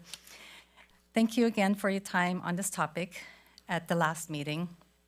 I also appreciate the follow-up email from district staffing outlining how existing policies 0440, 0441, 5131.9, and 6163.4 addresses aspects of artificial intelligence. I want to begin by saying I agree with part of that response. These policies do address responsible use, academic integrity, and technology governance at a general level. However, after reviewing them carefully, I'd like to respectfully clarify the key issues. Overlap is not the same as coverage. These policies provide a foundation, but they do not establish the specific enforceable safeguards needed for AI. Let me briefly explain where that distinction matters. First, parental rights and student privacy. There are still no requirements for parental opt-in consent before students use AI tools, no requirement for disclose which tools are being used, which vendors are involved, and what data is collected. These are not minor details. They are core protection tied to student privacy and parental right laws like FERPA and COPA. Second, the role of teachers. There are no explicit limits on AI assigning grades, AI delivering instructions independently, AI-generated content without teacher review. If we want to preserve the central role of teachers, those boundaries need to be clearly defined, not implied. Third, academic integrity. It does not clearly define when generative AI is allowed. AI use is allowed when it becomes a misconduct. That leaves both students and teachers navigating in gray areas. Fourth, and lastly, transparency and accountability. There is no requirement to identify approved AI tools, disclose vendors, formally review AI systems before use. These are the mechanisms that ensure trust and oversight. In the meantime, I encourage the board to consider this step. A parental rights and student safety pledge focused on AI in K-12 education. This reflects a simple principle that AI in schools should prioritize parental control, protect students' data and safety, and operate with full transparency and accountability. I provided a copy to you this evening, and it is also available at momsforliberty.org/AI. This is an opportunity to strengthen trust with families and ensure that as AI enters our classroom, it does so with clear guidelines, not just good intentions. Thank you for your time. Thank you.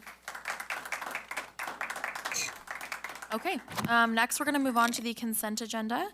We do have some comment cards on there. So we'll go ahead and just go through these first. Michael Garcia. All right, I'm back. This one isn't so sorry.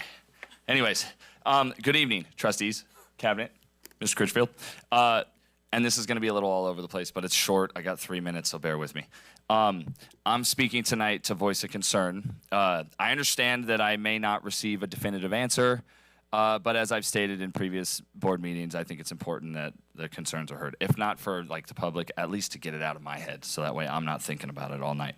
So, given the ongoing difficulty in recruiting and retaining teachers in this district, why has the district decided, or how did this slip through the crack, that the ag mechanics position is not on EdJoin? Especially since the resignation was official, I think, last month, so we're on 2 to 4 weeks of a job that could have been posted, getting potential candidates, and it's not on there as of 12:25 p.m. today. Or no, excuse me, 12:15. Right when the lunch bell was ringing, I was doing a little research. So I'm just curious about that. Again, I don't expect an answer, but I feel like this would create a lack of, this creates a lack of clarity and the impression that it is becoming the norm to ask tenured teachers to split their time between 2 sites with little to no additional compensation. Let's go. Additionally, again, I already said that. Anyways, gas prices are among the highest they've been in the past 5 years. Yet the district continues to reimburse only 75 cents per mile. Now the state minimum is 72.5, and I didn't have time to get all the way through the contract, so we could be paying above the state minimum, but I mean at 5 something a gallon, that's still, in my opinion, not enough, but whatever, it is what it is. That's just, I had to get it out. Does the district intend to fill this position? Even if the district wants to discuss, because I can understand discussing with the department, you know, what's going on or what they plan to do. Why wasn't the job posted? We could have been getting applicants and then things could have changed, just like all sorts of things have always continued to just possibly change. I can only assume that at this point another teacher is going to be asked to work split schedule or split schools with added responsibilities, with minimum pay and or minimal extra compensation. It doesn't seem reasonable to me. I don't think it is. And we have cases where teachers, one teacher that works a split school has a planning or a travel period and then the other one doesn't. So half the time we're having a teacher trying to break traffic laws just to get Spanish class started at Argonaut. Like, that's crazy. And I'm not gonna freak out and like, you know, whatever, but like, I'm just saying, and I don't know much, again, guys, like I'm the culinary guy, but this is just in my head and I'm just gonna tell you how I feel and what I have to say about it. Not that it matters too much. So thanks for listening. Go Claire. Okay, next we have Patricia and Gija. Mr. Critchfield, is there any way the board can get an update at some point in time regarding the ag mechanics position and what Ms. Garcia was talking about? Thank you. Good evening, board. My name is Patricia Angija. I am the parent of Ione Elementary students. I think I have 2 cards on this one, so I can just speak one after the other, save you guys some time. First, on 12.2A, the warrants. MGM Transportation, February 27th for $40,685.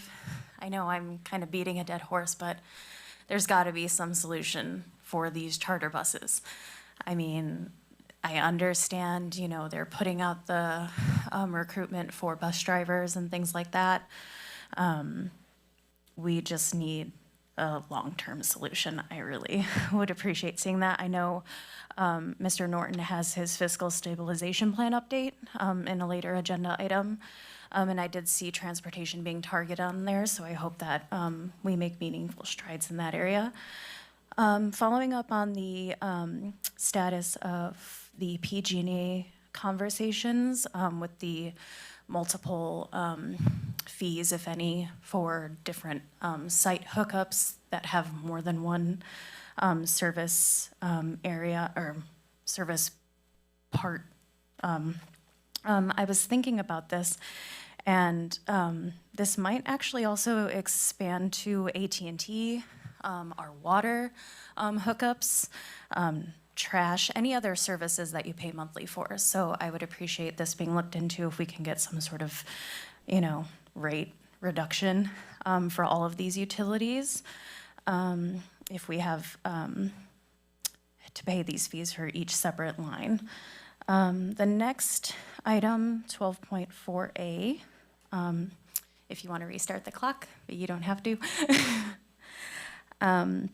For the current personnel recommendations, so last meeting, Tracy Hinman posed the question, are employees being prioritized? Calling into question the retention and so many resignations, not including retirements. I wanted to dig into this because I'm a numbers person and I like to, get the facts. And I was actually surprised, and I myself was proven wrong, because yes, we do see many resignations with the personnel recommendations, but we also see a lot of new hires as well. So I did a little digging comparing this fiscal year up till now, 325, compared to last fiscal year, 24-25, through about the same period of 326. And I found that last year we had 71 resignations, not including retirements, up to this point in time. Right now, we only have 49. So compared to last year, our resignations are actually surprisingly almost half. So I'm surprised about that. And compared to new hires for the district side, it's on par. It's 81 for this year and 83 for last year. So this is about twice the amount of new hires for the same fiscal period as the amount of resignations. So we're hiring at a rate of double, so that's actually quite good. On the county side, they're pretty much the same, 19 versus 12 last year.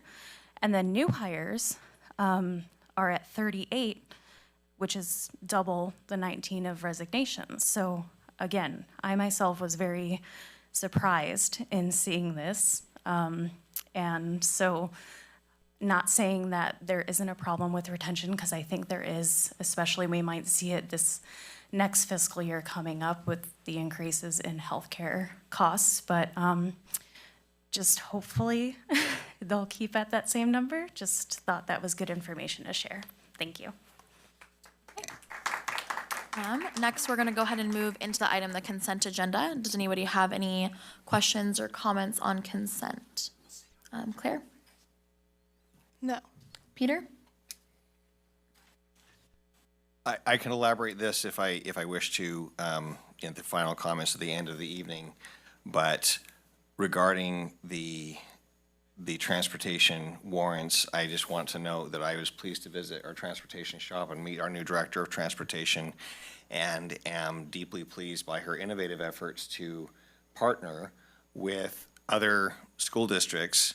I'd never heard of this before, but to put it simply, something to the effect of, if we are playing, for example, I believe the cited notion was El Dorado Hills, that offering those shifts to El Dorado Hills bus drivers to come and pick up some of our athletes, since they're going back to play there anyway, and then that frees up our people to come get them in the evening, or parent collaboration, or however that works, that I believe has already saved some significant dollars. So I am absolutely thrilled with our new transportation director and think we're moving in the right direction. Mr. Norton, please correct me if I'm wrong on any of that, but I believe that's... Yes, I know. She is actively working on many different areas. That's creative definitely one. solutions, yes. Absolutely. Okay, so just wanted to see if I got that correct. Thank you. Ken? Shane? Is there, on item 3B of the consent agenda, calls out Title VI migrant education, and then when you look at the paragraph and the attachment, it says Title VI Indian education. Is that a typo? Or is it just kind of how the state and they... So when you look it up, it is listed as Title VI migrant on the state website, certain other communications we get. So we thought we would cover our bases and do one of each, because we can't get an answer as to the official title for that. Well, hopefully no history teachers are behind that. Okay. James, questions or comments? Regarding the consent agenda, no, but piggybacking off of Board Member Gale with the MGM, and I'll go over it on my board report. Today's visit with transportation is very impressive with that, with the new transportation position. She's, what's her name? Miss Lemke. Miss Lemke's doing an amazing job. Very impressed, but no questions regarding the consent agenda, sorry. Okay. I'll just say ditto to what both of these gentlemen have talked about, Ms. Lemke, and what transportation is doing, and the really positive stuff that's happening over there. I think we're probably gonna have quite a few comments about that. I don't have any questions or comments on consent, so we would just need a motion. So moved. Okay, Second. all right, and the vote, Peter? Yes. Ken? Yes. Shane? Yes. James? Aye. I'm also a yes. Okay, moving on, we're gonna go to item 13, communications, the CDE letter 2526, first interim reports review. Mr. Norton. Thank you, Board. This is a communication item. This is the exact same as you saw on the county side, but just for a brief review. This is the CDE officially recognizing our 25-26 first interim report, concurring with the board's qualified certification. They noted several areas to review: structural deficits, reserve requirement risk, special education costs, CAS management. And then overall, they did note a silver lining that this was commented on at the last board meeting a little bit, but the CDE explicitly noted that our projected operating results and reserve levels actually showed improvement at first interim compared to our original adopted budget, which suggests that our initial stabilization efforts have been taking a hold. So at this time, there is no action the board needs to take, but I'm happy to answer any questions you may have. Okay, we'll just go down the line. Claire, any questions? No questions. Peter? No. Ken? No. Shane? No questions. James? No question. I do not have any questions either. We're going to go ahead and move on to item 14, our action items. 14.1 is the 25-26 fiscal stabilization plan, second interim update.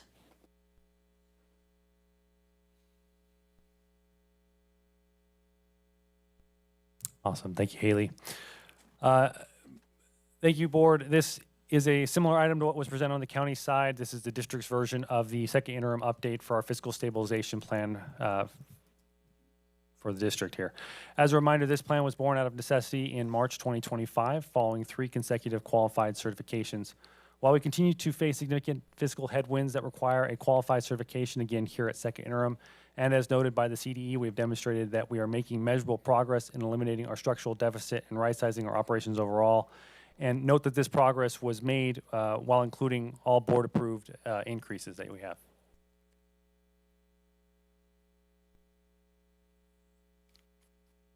So we look at risk factor updates. We have discussed many of these challenges multiple times, but they bear repeating as they drive our current fiscal state. Self-insured health insurance was one we kind of went over earlier, but there's been positive signs in terms of what our claims have looked like over the last few months here. In addition to, as we know, access is still an issue. Health cost increases, as we have discussed as well, are still a concern as we look forward. The consolidation in debt defeasance. Debt defeasance was completed, which has effectively eliminated a lot of our liability that we had in the future years, which is what definitely helped make us make some progress here as we continue to move forward. Special education vacancies, again, we discussed this previously, but the special education costs continue to go up, and this is where we are really working on aggressive recruitment efforts to help reduce the contracting that we have going on. Enrollment and attendance trends continue to be reviewed as it continues to go in a negative trend there. Structural deficit and exhaustion of one-time funds. So this is something to note too. We have part of what's going on we've talked about before, where there's 1.3 million of positional salaries that are basically allocated to one-time funds in this particular budget. And that's part of what causes our structural deficit. As we look to the new year and potentially new revenues, we applying just based increases based off that dollar figure alone would basically be doing a disservice, because it would lead us to even further potential structural deficits. So this is where we need to be aggressive where we can be, but conservative as well, be mindful of the ongoing nature or one-time limited nature of certain funds. The audit findings we've been addressing and getting those taken care of as they've come up, and then new state legislation and increased expenditures. So as we discussed before, there was certain state legislation that keeps adding increased costs year over year. So we have to be mindful of these particular risk factors going forward. So as a refresher, the stabilization plan is a three-phase plan. Phase one is really what's focused on the immediate emergency, that was cost control, stabilizing our budget. Phase two, as we are currently, is really beginning in January 2026. We transition more toward structural realignment and budget right-sizing, really with an emphasis on optimization overall. This is the pivot point where we move from a stopgap measures to really building a more sustainable 2026-27 budget and beyond. And then phase three is really more of that long-term focus, long-term solvency, greater efficiency, which may include some kind of consolidation plan. This is really what we start looking at with the beginning of 2027. So with phase one, it's just more of a refresher to have these items here. We're not really going to get too much into the weeds, as we've discussed this multiple times now and really a lot at first interim. But we're really here now in phase two. And so this is where we want to talk about a little bit more. As we transition here, our focus really shifts from the more immediate emergency piece to now structural alignment of our entire budget. And this phase is built on a targeted savings goal of $1.3 million. And this is what we see for to achieve where we want to get going forward with regards to right-sizing our budget. And through this, a philosophy of optimization through three core pillars, really an optimization of our budget discipline, optimization of operations and staffing, and then optimization of long-term sustainability. So looking at the budget discipline piece, instead of following historical spending patterns, we're looking at optimizing how we allocate every dollar through the zero-based budgeting and establishing strict grant exit strategies. So if we do get into a grant-funded program, that we have a structural way to get out of it. So that way, if for some reason the program does run out of funding, we either have a way of adopting it into the ongoing or eliminate it through the one-time nature as the program goes away. Other pieces here, optimizing operations and staffing. Personnel and services represent our largest investment. We are optimizing these through a rigorous ratio and waterfall review, departmental audits, looking for elimination of redundancies throughout the organization. This includes streamlining our transportation services department, managing overtime and strategically ensuring our staffing models are both lean and effective, directly reducing our reliance on the general fund as much as possible. And then optimizing our long-term sustainability. So as we've discussed before, really looking into the future at this point, starting to build that foundation as we look forward. And one of the things that's key that's coming up right now is the LCAP. We are redoing the LCAP right now, and this really correlates well with our fiscal stabilization plan, analyzing the effectiveness of our current LCAP initiatives, but then also what can then be added in from what may be one-time or grant funded, and then also what needs to then function out. So in addition, this pillar also establishes a baseline for future as we focus on critical set-asides such as technology, maintenance, curriculum, things like that we really need to prepare for as we start to refresh and look toward the future. And then so with phase three, it's really the plan ahead. And this is where we start really having that long-term strategic planning focus. Obviously, there's the potential of school consolidation to align our footprint with our enrollment. But really, this is really where we start to dig into those set-asides, make sure we're building that foundation for success ongoing, make sure everything aligns with our strategic goals, and move away from really that reactive spending model to a proactive planning model, and make sure we are reserving where we need to and what is necessary. So then with next steps, as we've already kind of discussed, we have the May revision from the governor coming up, which really helps finalize our revenue projections as we get to the 26-27 budget build. And we also leverage our third interim data that we use to inform our estimated actuals for this budget build as well. So with this, and at this time, our primary focuses remain really with ensuring we meet our minimum reserves in 26-27, but not just that year and beyond. We want to make sure that it continues ongoing. And then along with that, continue to evaluate every expenditure through the lens of our operational efficiency overall. So with that, our recommendation at this time is that the board approve our updated fiscal stabilization plan, and then I'm happy to answer any questions you may have. And just as another note, since this addresses next fiscal year, I have requested to be afforded the opportunity to address rumors prior to rumors being stated at a board meeting, but I was not afforded that opportunity. And I want to point out that at the December 10th board meeting, The board approved an administrative salary schedule increase of 4% for all administrators. So I don't know where the rumor came from that site administrators were not included, but anybody can look it up for the whole world to see. December 10th, board approved, the salary schedule's attached, all administrators were given the 4% raise, and that is included in the fiscal stabilization plan. Just to clarify, 4% when we talk about administrators, we talk about principals included in this administrator. Yep, the whole salary schedule laid out so you can see every job description. It's all administrators. Thank you for that clarification, Mr. Critchfield. I really appreciate that.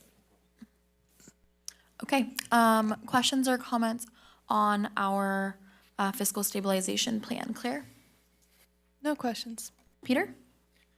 I just want to encourage, well, first of all, thank you, because although the presentation is nice, the much longer document that's 35 pages, some light reading, I promise won't put you to sleep if you really love reading the details. Some great stuff in there, a lot of work going on from your department. I deeply appreciate that we're trying to see clearly future potential. So just one that caught my eye, for example, you did mention that staffing is obviously our biggest, most expensive piece. And so on page 19 of the longer document, not the short presentation, you attribute, for example, that there is a potential fiscal savings target of $500,000 if we follow the 1.4 million savings attached in phase 1 via retirement incentives, reduction in force, attrition, continue review targets additional $500K in savings for 26-27 through, again, operational efficiency and attrition management. So it is, how do I say this clearly? It deeply thrills me, having been someone who has been in education a long time, and where in Southern California, for example, just one example, when budget cuts were really sharp, the particular district I was working for decided, you know what? We just don't think we need home ec anymore. We're just going to fire all those people. We don't care how much time they've had with us, whatever. They're just gone. I'm grateful for the values of Amador County that you have publicly stated multiple times that we're not interested in getting rid of anybody. That there is plenty of movement through attrition, through retirement, through things like that, and that we are looking toward the long-term possibilities. And I personally think that especially this department trying to be fiscally solvent is acting in good faith to the best of their abilities to try to cut where we can. So just want to say thank you for all the work and the extreme detail. And again, not light reading, but good stuff, the 35-page document that's going through all of that. So thank you. Okay. Ken? I also appreciate all the work that goes into this, but it's very frustrating that we have the first interim, the second interim, and then the third interim. I'm looking forward to the third interim, that's all I can say. So maybe when we actually get some solid numbers that we can get behind and believe in. Well, and the third interim too is going to coincide very closely to budget build. So you're going to see those probably close to around the same time. So they'll be very much tied together. Right. And I think by then we might be able to forecast some potential savings in our transportation department. So I'm looking forward to that. Thank you. Okay, Shane? Real quick on the phase 2 preliminary initiatives, you had targeted of savings of 1.3 million.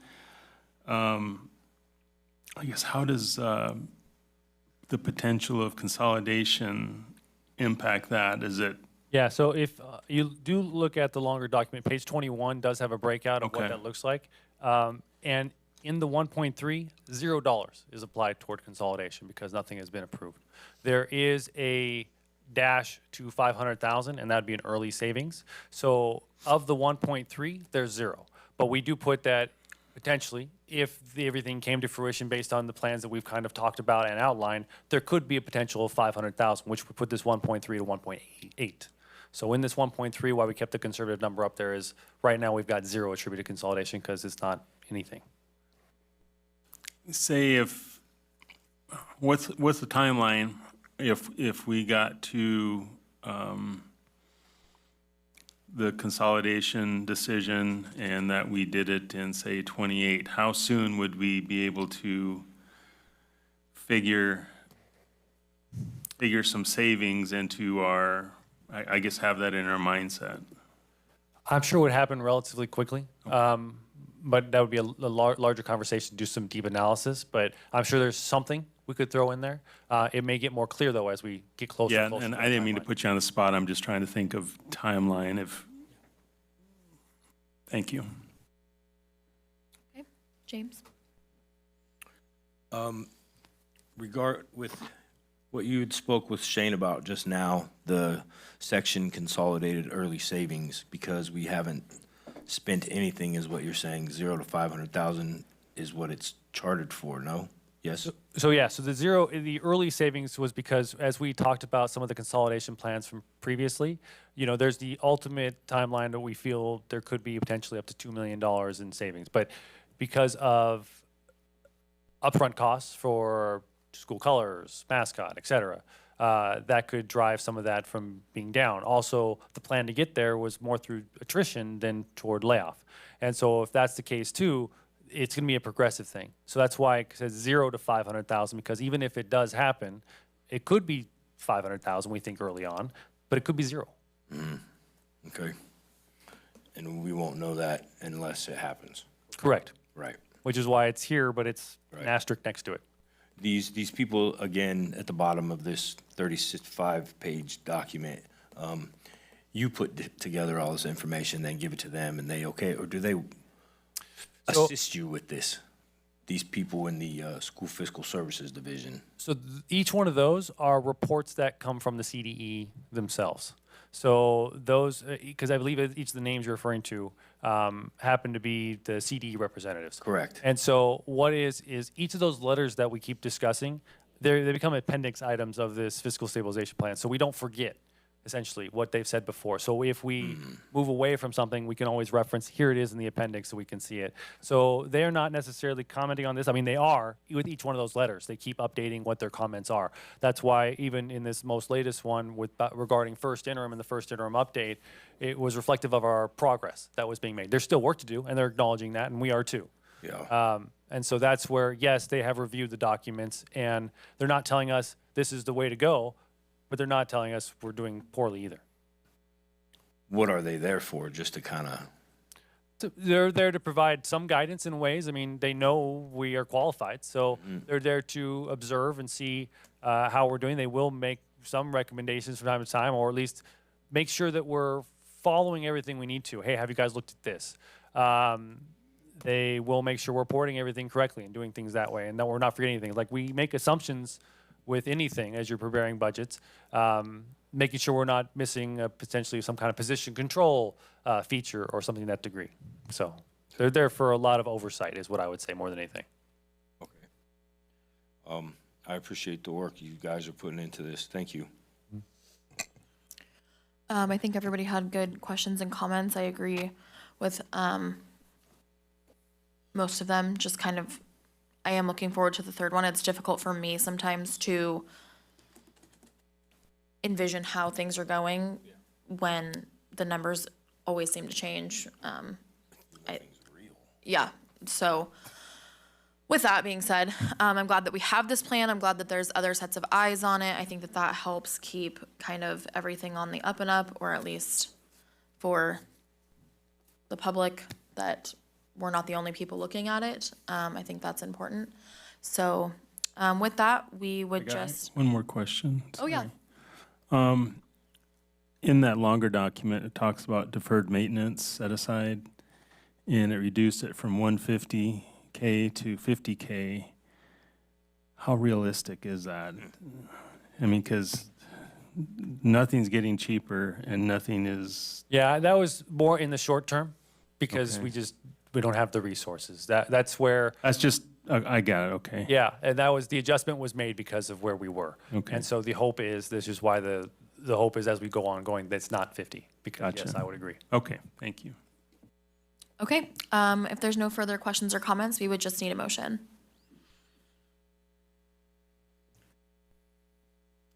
Move to approve item 14.1, the 25-26 fiscal stabilization plan. Second interim update, sorry, long time. Okay, there's a second, so we would just need a vote. Claire? Yes. Peter? Yes. Ken? Yes. Shane? Yes. James? Aye. I'm also a yes. Okay, moving on, item 14.2, Christy White engagement letter, 26 through 28 audits. Thank you, Board. And this is a companion item from the county side as well. This item for your approval is a 3-year engagement letter with Christy White Incorporated to serve as the independent auditors for Amador County Unified School District for the fiscal years ending June 30, 2026, 2027, and 2028. As you know, we are required by law to undergo an independent financial audit to ensure we are meeting all state and federal compliance regulations. This engagement, again, is comprehensive. Christy White will audit our basic financial statements, including all major fund and governmental activities. And this proposed contract utilizes the maximum annual fee structure, just like the other one, to provide us with budget stability over the next 3 years. And the breakout is as follows: $37,700 for 25-26, $39,585 in 26-27, and $41,550 in 27-28. And to put this in perspective again, in FY25 for the ACUSD, we spent $35,899. So this means essentially this is about a 5% increase each year. So please note that these fees do assume certain things. So if there are any fundamental fund changes or significant changes in state requirements, these numbers could change just based on the workload. But as previously noted, we are strongly in support of Christy White, all that they've done. And at this time, we recommend the board approve this engagement letter, and I'm happy to answer any questions you may have. Okay, any questions or comments? Claire? No. Peter? As discussed during the county meeting, you seem to imply that we are quite pleased with, especially the fact that they completed 2 audits in 1 year with both their speed and accuracy. Is that correct? That is correct. They were instrumental in helping us get back on timeline. They would have had us ready to go for December, or at least had it to the state in December, other than the federal government shutdown, which delayed all audits. So everybody was delayed. So they've got us to a great point. They're already ready to go. And their work has been fantastic, communication, everything. So. Okay, thank you.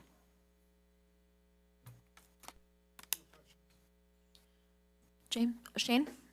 Just like said in the county, it just seems like this was a good revision to use these guys. So glad we have them. Yeah, and just for some context, over time we will need to reevaluate them. Even if we love them, the state really would frown upon us just using the same auditor over and over and over and over and over again. But we have some time to work with still. We have an idea of someone that we won't be going back to, I'm assuming? Absolutely. Okay. What is the time that the state not allows, but what?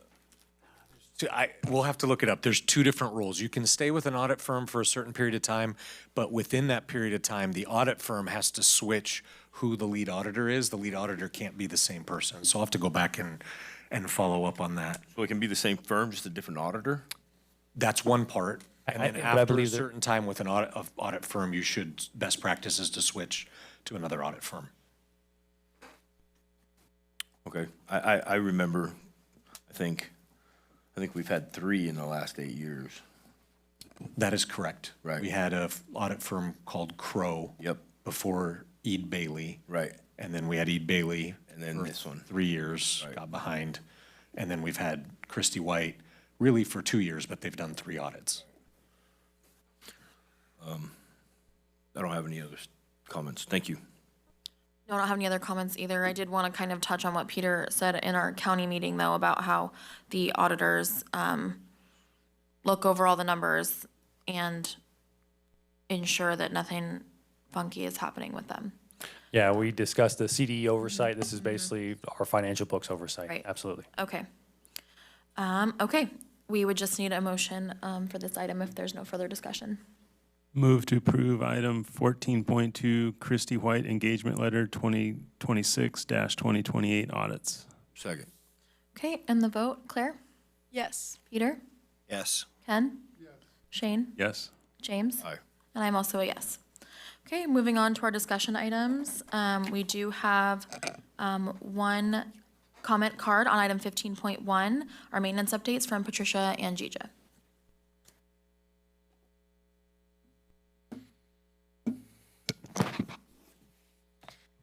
Good evening again, Board. So I am very happy to have this item to begin the discussion about accountability for the maintenance. I know that this is just a first step. because I was reading through the board packet because I saw that the work orders from School Dude, which is the software that maintenance uses, it shows all of the items as completed. But I know that it was discussed to have a list of planned maintenance, the projected timeline, the projected cost, and I think that would be very valuable to see, especially addressing the specific items that came up in the SARC to make sure next year when we go to report, hopefully we'll have no maintenance items, wishful thinking.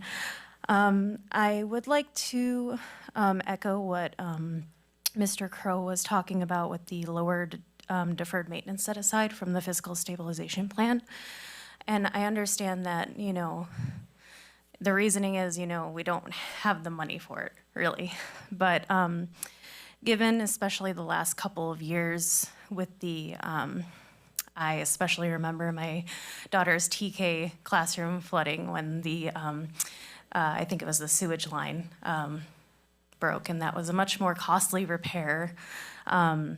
I just want that to be kept in mind when we are reducing budget items in those areas, because the emergency costs are going to very much greatly outweigh any preventative maintenance that we can do ahead of time. So I really think that keeping up with our facilities, as aged as they are, because consolidation or not, I don't think we're going to improve vastly on the facilities that we do have, because again, we didn't get the bond measure. We don't have money. Any little things that we can do to do preventative maintenance would be helpful. And I do look forward to seeing, as mentioned in the agenda item, the quarterly reports like this, and hopefully planned maintenance, not just completed ones. Thank you. Okay, so we'll get into the item with our maintenance update. Thank you. I'll invite Mr. Joe Cruz, our Director of Maintenance and Operations, as he will be leading this discussion item. As has been brought up at multiple board meetings, accounting for how we're addressing maintenance and what is going on is obviously important. In the lead-in right up to this, I think another way to summarize it would be we are currently not maximizing the full capabilities of School Dude. We're only using it for a portion of what it can do. And so Mr. Cruz is going to be addressing that tonight, along with what's in the report on the plans over the next several months to better utilize it. Another way to look at it is what's in School Dude is actually not accounting for all of the work that our maintenance staff is actually completing. And so it actually can be misleading in the sense, if you look at it through, well, is that all that maintenance has done? That's not true, because not everything is actually running through School Dude. And so those are some of the changes that we are working on implementing. The system is already capable of that. People do laugh at the term School Dude. That is the name of the software. They haven't updated it to like School Bruh, but like that's kind of older lingo to say School Dude. So that's what we're going with right now. Mr. Cruz. Thank you, Jared. Good evening, board, Superintendent Critchfield, board members. I know at the end of last summer, it was requested by the board after I made my summer presentation that you'd like to see the cost. It would be nice to see the cost of each one of those projects that we were doing. I do watch board meetings from home when you guys conduct them, and I watch the progression throughout the year, and I began to notice that we're moving more into, we don't only want to know the cost of our summer projects, but it'd be kind of nice to know the cost of all our individual work orders too. So I checked with Brightly, that's our software company that runs School Dude, and wanted to see if we could expand the program so that we can include all that. We could put all our summer projects in, we can put all of our work orders in, and at the same time keep track of the cost of each individual item. And there is a way to do that. So we're making that change right now. I met with my maintenance department on March 6th and kind of gave them direction of when you start closing your work orders, instead of just marking complete, which was the old way of doing it, the new way of doing it now is to put the amount of time that you put in there, because I've put the labor rate into the program now, so it will track how much we're paying them to do the project. and then also all their invoices. So whatever materials they've bought that they've put into that one specific work order, we'll keep track of that also. So we're gonna start that. It'll take a month or two to get all the data in there, start making the changes. Guys were coming back to me already and saying, there's nothing changing yet. And it's because the labor rates, until the labor rates are input into there, it's not gonna change the program. So slowly, everything's starting to move towards that direction. Joe, real quick, could I ask you to back up a little bit? We've been using School Dude for a very long time in this district. It was the software system back when I was a principal at Amador High that we used. Right now, what the function, how things start in School Dude is typically a school staff, a secretary, a principal will input a work order, something that needs to be addressed at the campus. That goes to Joe, and then Karen Huffman is our secretary of the maintenance department. The majority of the time, Karen then assigns that work order to one of our district level maintenance staff, right? So we have site level maintenance staff, and then we have district level maintenance staff. She will assign that work order to district level maintenance staff. Then they will have their list of assigned work orders and go in and complete them. So that's essentially all we're using it for. Some other things that can be added is, let's say it goes to a particular maintenance worker. When they uncover the problem, they realize they need another set of hands. The system only allows us to assign the work order to one maintenance worker, but then that maintenance worker who's received the assignment can add a fellow maintenance worker to it and say, hey, I needed so-and-so to come to work with me. So when we figure out the cost of the project, right, now we know, okay, there were 2 maintenance employees working on this. And so that's just for maintenance. If it's an emergency situation, those don't go through the process of School Dude because there's a little bit of red tape for that to get there. The staff knows to call Karen directly or Joe directly, and those get addressed. You can put in a project or a work order in after it's been completed. It doesn't have to be done beforehand. And so that's another mechanism that will be implemented to account for the work that's been done. Is sometimes some of those larger emergency type projects, those aren't even accounted for in here. So I just want to kind of, as a system in general, a lot of this right now is only being used for site staff to say, hey, we need this addressed.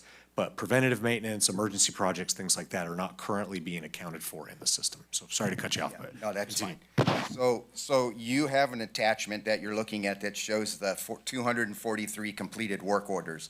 What that report doesn't show is the other 170 work orders that are still open that haven't been assigned yet because they've been working on these work orders. And it doesn't also show the major projects that these guys have been working on. So I don't know if anybody's gone by Jackson Junior baseball field and has seen the large irrigation project that's going on there. We haven't had irrigation on that field for quite a few years. And that project's almost completed. They're backfilling all the trenches and all that right now, getting ready to reseed. And we're gonna finally have a green lawn constantly all year at Jackson Junior High, which will probably be pretty nice for the 4th of July fireworks. Carpet at Amador High School, that was one of our winter projects that wasn't in School Dude. Our stormwater trenching for a neighbor that we had to complete at Argonaut, that wasn't in School Dude. And then, of course, we assisted with food service during the winter break because they had a lot of equipment that came in and we had to relocate all the old equipment and get it in. So in the future, the goal is to put all this in School Dude. So when you get a report, you can get a more accurate view of what's actually going on with the maintenance department. So I do want to add this, that I'm really proud of our maintenance department because if you did a CASBO formula and you realized what we're supposed to have for staffing, you would see that we're really only about 60% of staffing. So is that the business office fault? Absolutely not. If I was to go to Robert and say, hey, I need to fully staff my department the way CASBO formula says it should be, then I'm going to need about 6% of the general budget. State says I get 3%, so I'm limited on the 3% budget that we have, and I have to take into account the materials we have to supply, the contractors we have to pay, and our maintenance department of what we have to have. The last district I came from, we only had 5 maintenance workers, and we were running out of money every March of every year. And so we had to really just kind of keep these guys busy the rest of the year because we were out of money. And I had to make the tough decision that, you know, we're going to have to lay off a maintenance guy because we need the money to make it through the rest of the year. And that was a hard decision to do. Nobody wants to lay anybody off, but I had to go down that route. It would cost another $2 million. The board would be looking at making cuts for another $2 million if we fully staffed our department. So I'm aware of all that because I've been in the rural districts up here for 20 years. I was here in 2008 when the recession hit, the big real estate market crashed, and it was my responsibility at that time to figure out the assignments for the custodians to go to an AB schedule, which meant they were cleaning classrooms every other day instead of every day. And that was a big adjustment for the district, but budget-wise, we always have to take that into consideration, and it's tough when we have to look at the budget and staffing. We would always like to have more, and it's not always possible. If we were fully staffed, those 170 open work orders would probably be completed right now, and we would constantly be on top of all those work orders coming in. But unfortunately, it doesn't work that way. So why am I proud of my guys? My guys know there's no help coming. There's all these work orders that come in all the time, and they're willing to work their butts. And let's face it, most of us either have children or grandchildren in the district. We want to be a good example for them, and we want them to be proud of either their fathers or their grandfathers. And so everybody does a really tough job, and my hat's just off to them. And I want to relay that message so that you guys will feel the same way towards our maintenance department. Thank you. And then I'll close here in a minute, and then we can go into a discussion. But I know another item that's been brought up that watching board meetings is our facility inspection. And this is the one that we talk about for the SARC inspection. And this is Ione Elementary in front of me. This is last year's report. There's 15 classrooms here. Of these 15 classrooms, there's actually 3 items on this report that we have to address, and there's 3 people that would be responsible for these items. This is not all a maintenance report. This is not all what maintenance has to fix. Some of this is housekeeping. Some of this is behaviors. So an example here is the electrical panel is obscured and access is blocked. Electrical code says we have to have 36 inches in front of an electrical panel. If somebody takes a bookcase and puts it right in front of that panel because they need room in the classroom to do it, that's going to come into our report. That's going to come into our SARC report. So would it be maintenance's responsibility to go out there and move that? We're working on that plan. Jared and I have discussed different ways to really slim this down. One of the reoccurring items that you see every year on this report is the drinking fountain has no flow. And, you know, we've changed habits in the way we drink water. Children used to go to the drinking fountain all the time. I did when I grew up because that's all we had. But now we have hydration stations and we have water bottles, and you see kids around campus all the time with water bottles. So a lot of teachers will shut the drinking fountain off because the younger grade students will actually play in the drinking fountains and they'll get water all over. And so the easy solution to that is use your water bottle, go to the hydration station, and they'll turn that drinking fountain off. When the inspector comes in, he doesn't know that.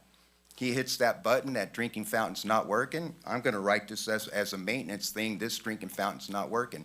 If you reach down and open up the valve, it would work. So when you look at this report and it looks really huge and looks like nothing's being done, I think what we're going to do is assign a maintenance worker.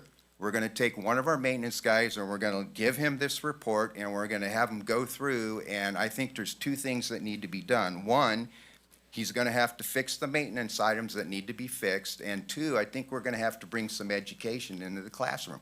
I think we're going to, if you don't want this drinking fountain, should we take it out? And that's going to be a site-to-site, classroom-to-classroom decision of what we're going to have to do, because the goal is to get these numbers down. Now, when I was at Calaveras, I got the $5,000 award every year from the JPA for taking care of these facility inspection things. And so that's the conversation I had with Jared, is that we just need to start working on an educational system to get people to change their habits. And for that, I'll open it up for discussion. Okay, thank you, Mr. Cruz. Questions or comments, Claire? Not at this time. Peter? I am deeply grateful for this, even if it's just the beginning stages. This is awesome. There are so many things that are completely unseen and unappreciated, unknown, right? That people have no clue that are done all the time. And so absolutely hats off to your team, however big they may be or may not be, for these kinds of things. And yes, education is helpful. When it comes to your one example of the drinking fountain thing, this was kind of funny to me, and feel free to correct me as an expert if I'm getting this wrong, if I've oversimplified this. For the first time in my classroom career, I have a sink in my classroom. Okay? It's been amazing. Love it. I provided some little cups so students can get a drink. They were under the impression that the water coming into the building is somehow magically different from the water bottle filling station than it is from the sink in my classroom. So I hope I haven't been lying to them. It is the same water, is it not? The water comes in is the same water. Yeah. And the students were shocked by that. Now, not to give a big throwback or anything, but it reminds me of the silly comedy Idiocracy, where they're like, "You mean we have to put water on plants like that stuff in the toilet? Like that is just so wrong." So yes, sometimes at all levels, education and being able to see the amazing contributions your people do clearly, I think is helpful. So always enjoy your presentations about the summer work. I think this is great. I'm blown away that we can optimize and get dollar figures and all those kinds of things. That's exciting levels of transparency I've certainly never experienced before. Thank you so much for all that your team does. Welcome, Peter. Okay, Ken? Really enjoyed seeing the list of completed projects. In the future, I would like to see the in-progress projects too, just to see what else we have to do. And then at a future meeting, you're able to come in and show us that you completed all those. So I think being able to track what's getting done is great visibility for how hard your crew does work. I would also like to see a breakdown of the larger projects. The ones that the school sites aren't inputting, but the ones that exist, the ones that are on that report, the ones that in your head. Not that it says, hey, here's the whole list, we're gonna get them done next month, but just it gives us a complete awareness of what actually has to be done in the district. So as a board, we also know what we have to focus on trying to figure out a way to get done. So Ken, with that real quick, that's our plan for our upcoming summer projects. We're not that far from summer recess. And so the plan is, now that Joe has been able to work with payroll and get the pay rates of each of our maintenance employees attached to School Dude, then they will keep track of their hours on each project. And so the plan would be, when we do the summer presentation, to present it in that way, and then obviously get your feedback if that's kind of what you were looking for. Yeah, sort of, but I'm also want to be able to say, look, we have all these projects and we're getting these projects done, instead of everybody just sees this report once a year that says everything's broken. Yeah, and Well, that's, it's not. And our maintenance crews, they're working 32 pages of stuff that's done. yeah, exactly. And that's why our proposal is to do this quarterly. So this goes back to what, mid-December, right, Joe? So this is all that's been in School Dude completed just from mid-December to last week. And so the goal would be to do this every quarter and bring this report, and you'll see more detail in the report. I do like the idea too. Joe, are you able to, in the system, also do a separate attachment that says, here's all the open work orders? I think it might be a different report. But it could be a second attachment to It could this be a second update? attachment, yep. So yeah, I am in no way saying do more. I'm saying this is great, showing us how much you are doing, and the explanation of, you're at 60% of your workforce, no fault of your own. If there's not money, there's not money. But thank you very much for enlightening me. And I know as we move forward, it's going to be a much clearer picture for myself. So thank you. Shane? Yeah, thank you, Mr. Cruz. I think this is a good start. I think it not only helps the board see what's going on, but also the public. We hear a lot about maintenance issues. Walking down the street, we hear about it, or at least I have. Is there, Jared mentioned doing this quarterly. I guess, how do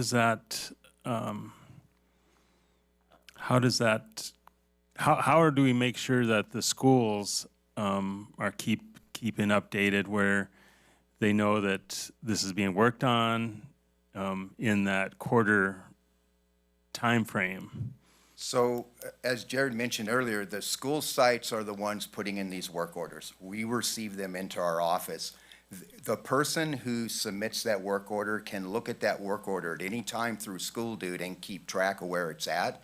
So it will show them if it's been assigned or not assigned yet. So if they look at it, and let's say they put it in 2 weeks ago, and they look at it, and it's still an open work order, they know it hasn't been assigned. Once we assign it in our office, it changes the work order for them to view to show that it's been assigned, and it also shows them the technician we assigned it to.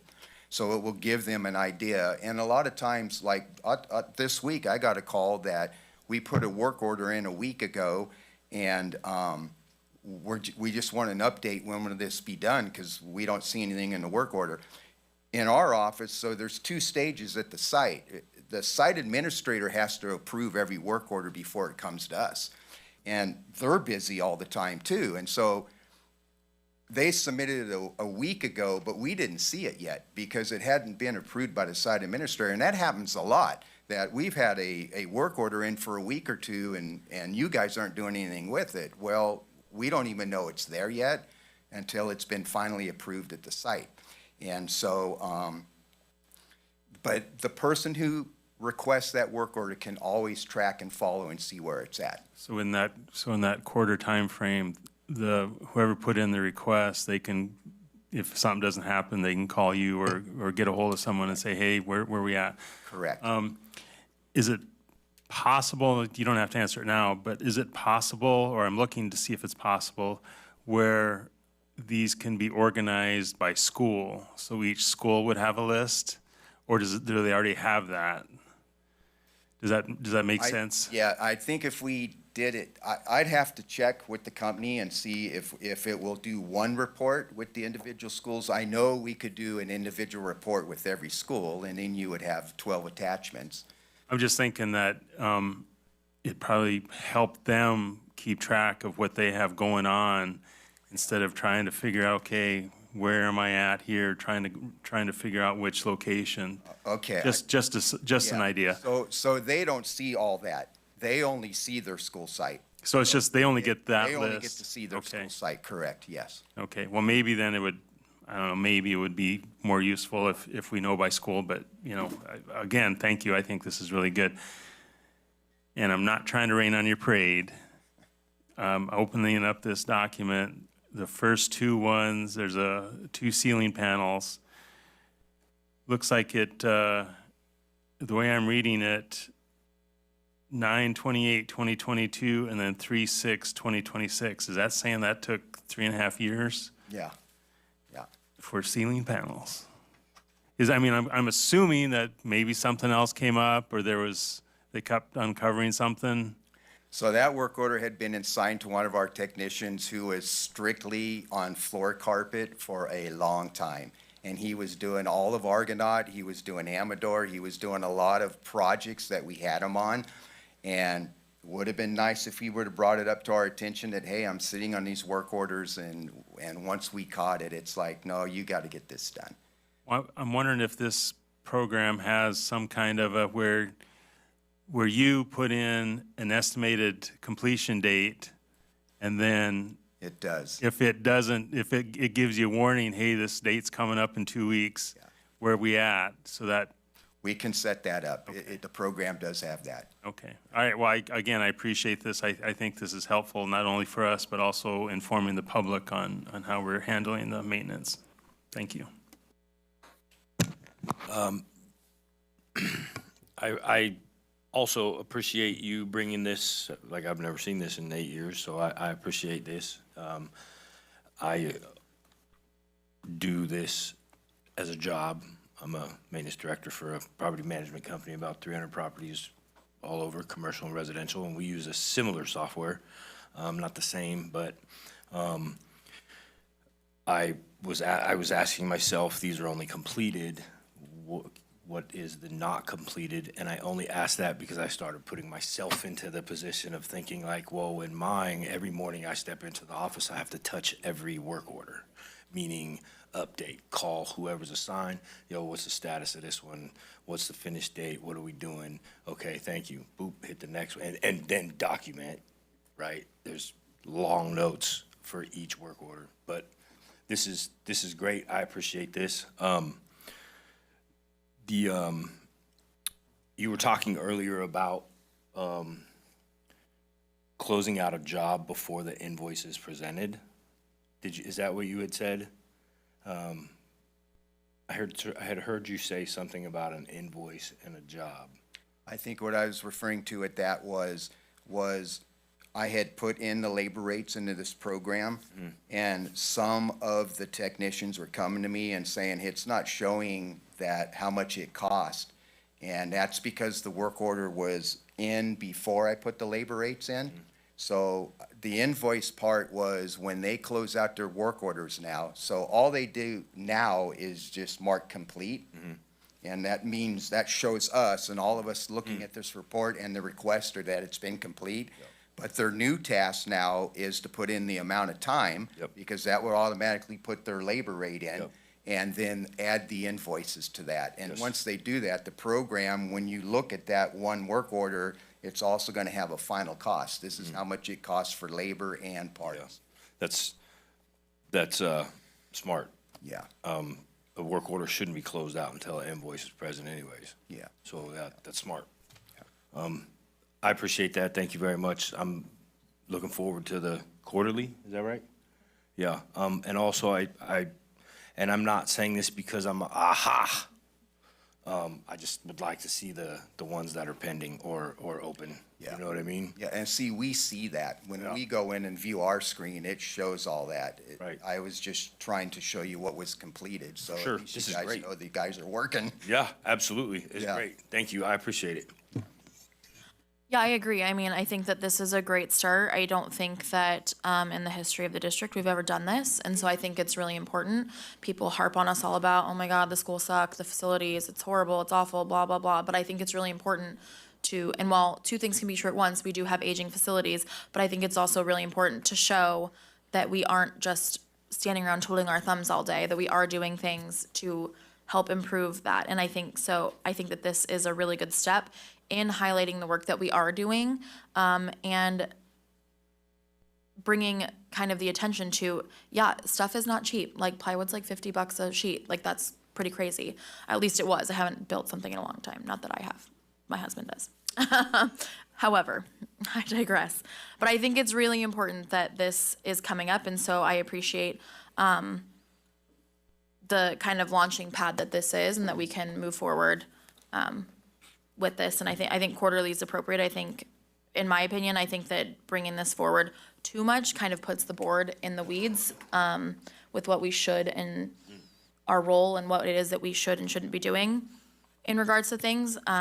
So I think quarterly is completely appropriate for board purposes. So timing is everything with quarterly. This actually works out really well. I talked to Joe. It actually makes a lot of sense for most of our quarterly updates to come right after there's been a school break, because then we can be putting in the other projects that maybe weren't submitted through work orders. And so doing this right after March break, the only gap I see in that, and I think what Mike makes sense is maybe a fifth time where we do one in early June to just show what was done in this final quarter, and then we do one at the end of summer because that's just kind of its own animal. And then the board meeting right after fall break, the board meeting right after winter break, and then the board meeting right after spring break. If the board is amenable to that, with some of these other details that were requested, I think that might be a good cadence for bringing attention to what's going on with the maintenance department. I'd like to touch on something else. I guess thanking you, Kayla, for bringing up in the weeds. Sometimes I do get caught up in certain things, and I appreciate the reminder and hoping that we do get board training so that we can understand our roles better and be continually reminded, because at the end of the day, and I mean no disrespect to you, Mr. Critchfield, when I say this, but if maintenance isn't up to par, I'm not going to use any other words to describe that other than that.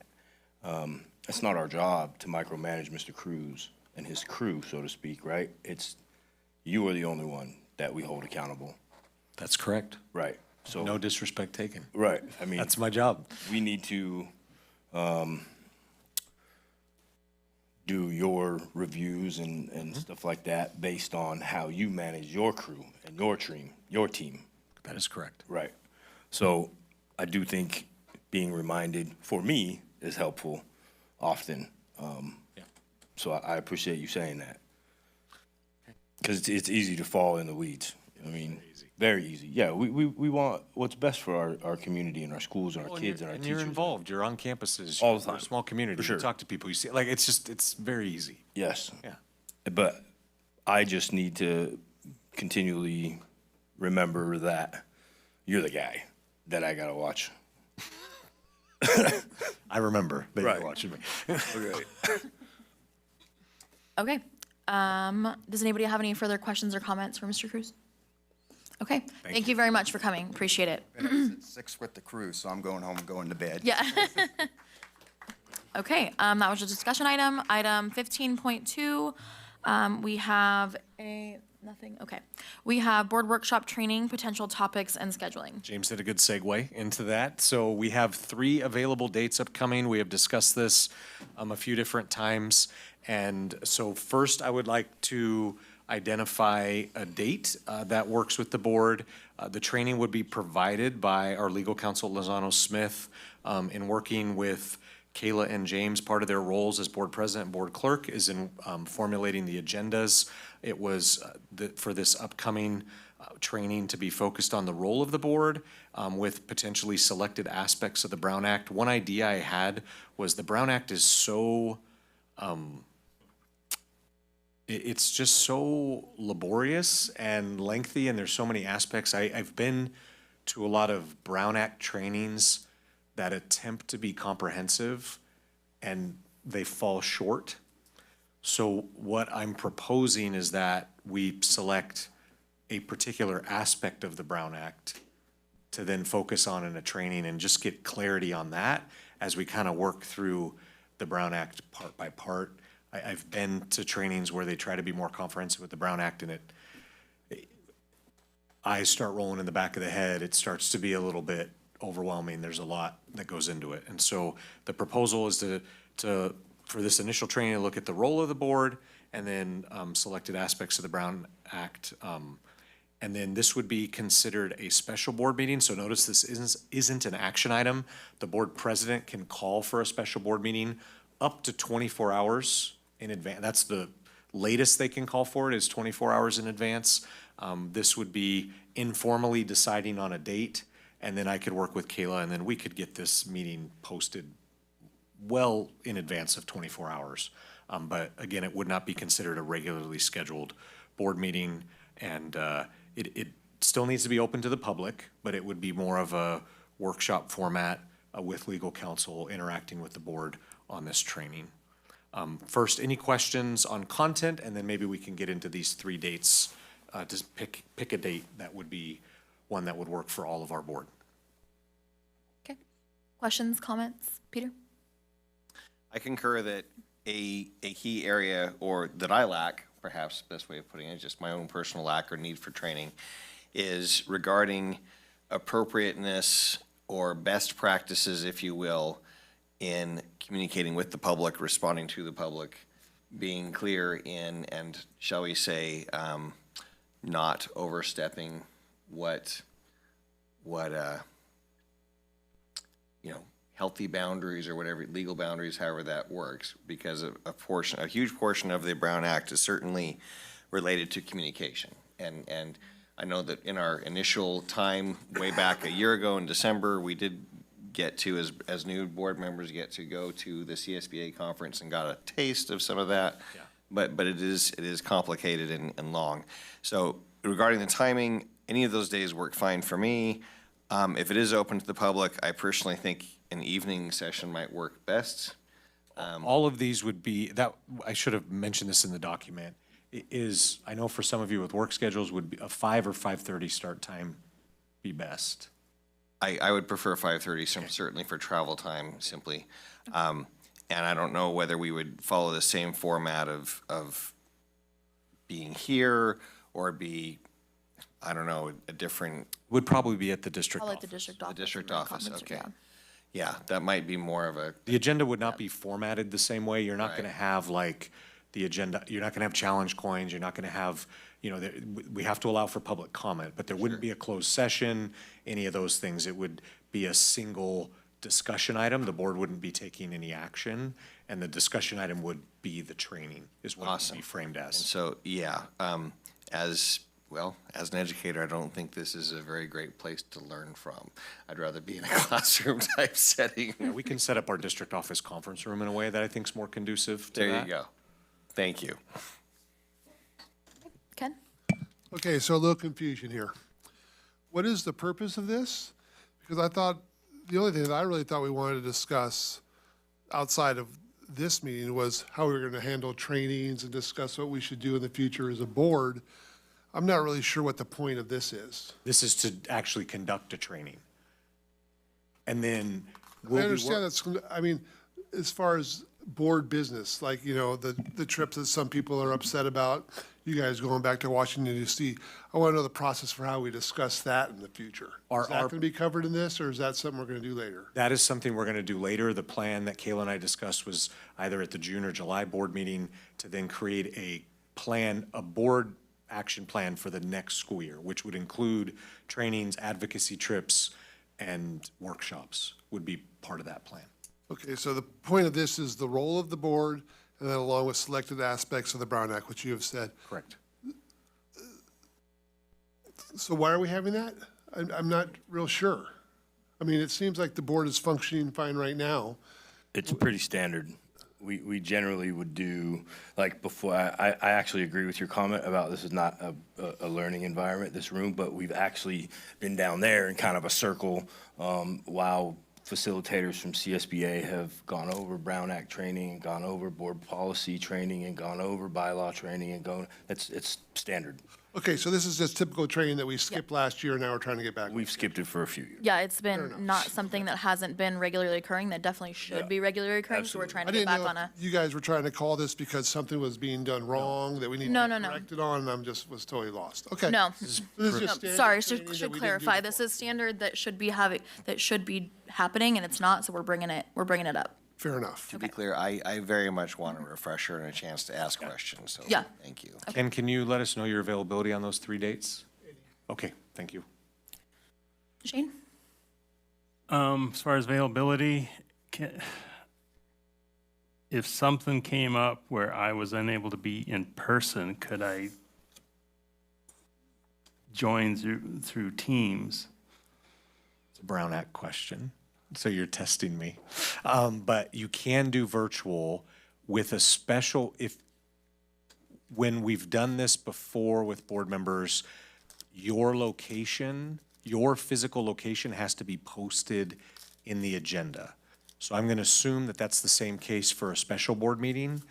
And because the agenda is being posted, it has to be finalized 24 hours in advance. We would need to know by 5:30 the day before if you weren't going to be able to physically be there. I should know where, if I wasn't be able to be there physically, that I should know where I would be. And these are all Mondays. The plan would be, I talked to Kayla, posting this like on Thursday or Friday. However, the Brown Act allows, because it's a special meeting, we can modify the posting up to 24 hours in advance. So if you got a hold of me Sunday afternoon before 5:30, I could update it you give me your physical location, we have to post that, and then you would be allowed to come in virtually to that meeting. Okay. Yeah, right now it's not known, so I guess any date would work for me. How much is this going to cost having legal involved? So we would pay for their hourly rate through they have a lot of training materials already produced, so we wouldn't be paying them to create training materials. It would just be the hourly rate of, the plan right now is to have one attorney come. Okay. I don't think I have any other questions. I will know what my status is as far as if I'm in town or out of town. Definitely well ahead of whatever date is Perfect. chosen. Thank you. Okay, James? Any day, just let me know. But I think this is vital, back to the learning what we should be doing and rather than what we shouldn't be doing, because being the palms up board member kind of is not the way to be. Yeah. Okay, thank you. I will let you know exactly which date probably works best, and then we can go from there. Sorry, I wasn't keeping track of everybody's dates. I did. Now, okay, perfect. It was easy. They all said They all said any day? Okay, sounds good. Okay, I was sounds taking good. vigorous notes, and then everybody said we'll make Okay. it work any date. So And again, we brought this forward because it's something that was done and then somehow managed to fall off. And I think it's really important that we get back on that and, know what we're doing. Okay, that was just a discussion item. Thank you, guys. Next, we're gonna move on to board policy updates. I do have 2 comment cards. I have Sylvia Sorensen. If you want to talk about each one, you can. We'll just reset your time when you're ready to start your next comment. Thank you. They are not too long. Okay, so I want to take a moment to address the first policy, 5145.2, freedom of speech and expression, specifically looking at areas where parental rights, fairness, transparency needs careful consideration. First, regarding parental rights, the current policy outlines students' freedom and disciplinary standards, but it does not clearly specify how or when parents are notified if their child's expression is under review or subject to discipline. Parents are the first line of support for students, and clarity on notification and involvement is essential to ensure families remain informed and engaged. Second, on fairness, terms like substantial disruption or threat to safety are not clearly defined, leaving room for subjective interpretation. This could lead to uneven application of disciplinary action between students. Ensuring consistency in enforcement is critical to maintain trust in the system and protect every student equally. Finally, in terms of transparency, while the policy references education codes and administrative regulation, it does not summarize these rules for parents or students. Families may not have easy access to the full regulations or understand how disciplinary decisions are documented and communicated, so clear communication about process, criteria, decision-making is key to building confidence in the policy. So the bottom line, while the policy protects students' expression and safety, attention should be given to explicit parental notification, objective enforcement standards, and transparent communication. These are the areas trustees should keep in mind to ensure the policy not only protects students' rights, but also respects parental rights and maintains trust through transparency. Thanks for your time and consideration on this one. Next one. And I do stand for parental rights, so this just addresses the next policy. So a few observations on policy 5144.1 regarding parental rights and transparency.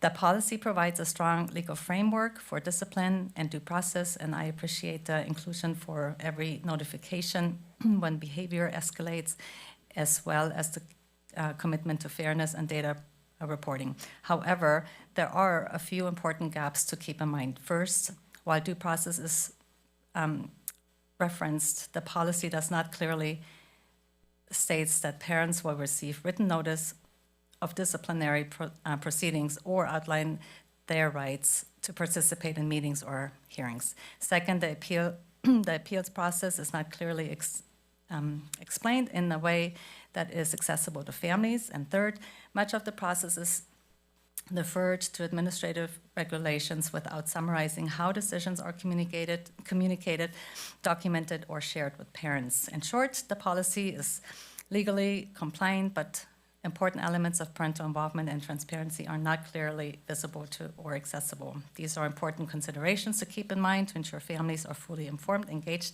and able to support their students. Thanks again for your time. Appreciate that. Okay. Questions or comments on our board policy updates? And we have two groupings tonight. So we have 16.1. These would be voted on for adoption, and then we'll move on to 16.2, which are just a first reading tonight. So we'll go through questions or comments on 16.1 A and B, the policies that we are looking to adopt. No further questions. We already discussed it briefly last time. I applaud the level of clarity regarding free speech and the balance between student needs and the district needs to maintain a safe environment. Okay. Ken? No questions. Shane? No questions. James? I don't have any questions. I just had one quick question. Do we, even if it's not listed in here, do we as a district have clear protocols on parental notification, like when we do discipline procedure? How does that work in our district? Just a quick, I don't need every single item, but just a brief overview. Yes, because discipline falls into two categories. We have discipline and then what we refer to as assertive discipline, which is more suspendable offenses and things that fall under the ed code, the 48900 ed code. And the policies are a lot of times for low-level discipline that may be something that is being handled at the site. The teacher will communicate through Parent Square, or now I'm forgetting the name of the other program, but sometimes communicate with parents. We have some protocols that are PBIS and BASE that start with, here's the first incident, we try to solve it here. If it doesn't, then it escalates. When it gets to the principal, then parents are notified, usually with a phone call from the principal. But when it gets to assertive discipline, at that point, it is governed by ed code, and we do have to notify parents. And we have standard letters that go to the parents that list the ed code and list the violation and all of the things. Okay. Okay. I had saw in 5144.1, the suspension and expulsion. I was trying to find it, but I can't find it again. But it says that the parent, guardian, will be contacted. The word that was used was as soon as possible. Like, is that, who defines as soon as possible? That is the educational code and the wording that we get that says as soon as possible.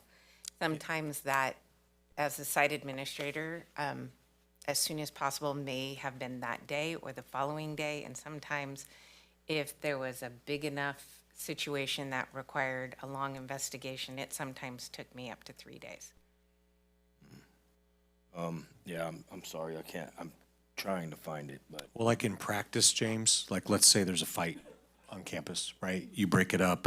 I mean, you're not walking the kid back to the office and calling the parent at the same time. I mean, you got to deal with certain things. I mean, our protocol is our principals are doing everything they can to notify the parent. I know as soon as possible isn't clear. I'm saying once they have the students separated, things calm down, and then they're notifying parents that your child was in a fight, they may be suspended, or they will be suspended, and go through it that way. But again, there's so much nuance to each situation. Right. That's why they're afforded the opportunity for it to say as soon as possible, because there are ed codes that talk about in locus parenti, and so the principal at that time is charged with being over that student. And so while we want to honor parent rights, there's a reality to the chaos that comes immediately after some of these more severe events. And it could be 30 minutes, an hour, 90 minutes later before you're actually able to contact the parent. Right. And I can't find it. Mr. Marzano, I yeah. should probably clarify regarding my comments. There is a statute in Ed Code that says if a student is suspended, we have to notify families of that. And there is a time constraint on that. The notification that I was referring to when I was investigating as a principal could be, I have to suspend Jared today because of something that happened. I will be following up after my investigation to go into all of the details of what happened. But if we suspend, we have to meet with parents within 24 hours. Correct. So my question about that is, if Jared is on the hook for being suspended and Jared's parents don't want Jared to speak to anybody unless their parent is there, how does that work? We do our best as administrators to try to accommodate that, but sometimes that's what impedes or holds up some of the investigation, is getting everyone together to get to the bottom of the story. So is that where what was the term that you used? Locus parenti. Right. So is that when that is implemented? Yeah. How does that work for us? I'm sure it could be used pretty negatively. Our administrators do their best to honor that request. I mean, typically if a parent has said that, the student has been instructed by their parent to not speak to us, so they're not going to say anything anyway. So you get the parent in there. It creates an incomplete investigation at times if they refuse to talk, but that's where, you know, sometimes people try to compare the penal code to the ed code, and they're not the same. And a principal in the ed code, a principal can make judgments off of certain situations, and if there's a refusal to meet with or talk, the principal is allowed to use sound judgment and whatever other information they have to make a determination, even without the student saying their side of the story. Really quickly, before we move on the conversation, can we get a motion to extend the time? Probably by, just go by 20 minutes. I don't think it's gonna be that long, but we'll do 20 minutes. Move to extend the time to 9:50. Second. And the vote, Claire? Yes. Peter? Yes. Ken? Shane? Yes. James? Aye. I'm also a yes. Thank you. Any further questions or comments? Did you have something else, James? No. Okay. I don't either. These we are looking to adopt these, so we would need a motion. I make a motion that we approve item 16.1, adoption of board policies A and B. Second. Okay, and the vote, Claire? Yes. Peter? Yes. Ken? Yes. Shane? Yes. James? Aye. I'm also a yes. Thank you. So 16.2, these are discussion only. Mrs. Horn, I don't know if you have anything you'd like to add to these. These will be brought back at our April meeting for approval. Just a reminder that in December, we heard the recommendations from our graduation committee. This is the official updating of the board policy that lists out the number of credits for each of our classes, our requirements for graduation. That came on the recommendation of that committee. So it officially gets it all updated to their recommendations. I attached both the current policy, the updated policy, and the recommendations in case, it's been a while, in case you forgot what the grad committee had come up with. And I want to commend Nikki Gravett, our Director of Secondary Education, who led that committee, and all of the educators who were on that. You want to talk about educators having an opinion, get them in a room talking about high school grad requirements. I mean, it was awesome. I mean, she had them in small groups, whole group, and there was I was in there for a part of a couple of the meetings, and there was a lot of lively discussion on that, and I just appreciate that whole team. A lot of times with these board policies, we bring in a CSBA recommendation and we just go. This is a reflection of a lot of work by a lot of people to have thoughtful input on what we, within the state requirements, what we feel is appropriate for our students for high school graduation requirements. Okay, questions or comments on these policies? And we're not voting on these, we just are reviewing them. No?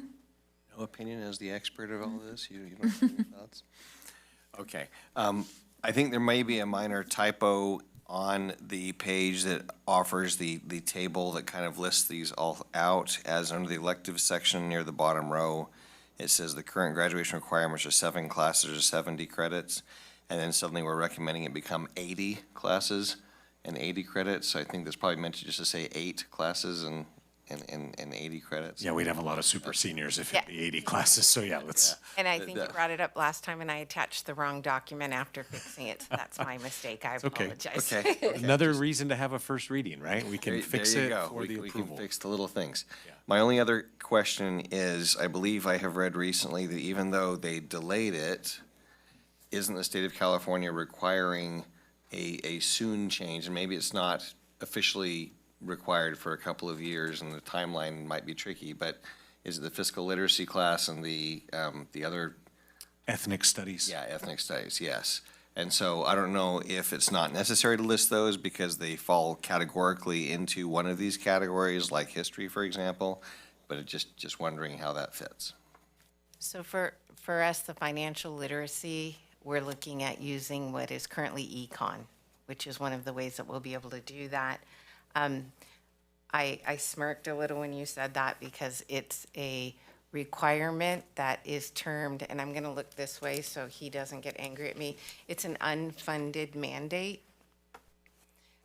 So we have to do it, but it's an unfunded mandate, but then there's certain organizations that are saying, well, if it's not funded, how are you going to make us do it?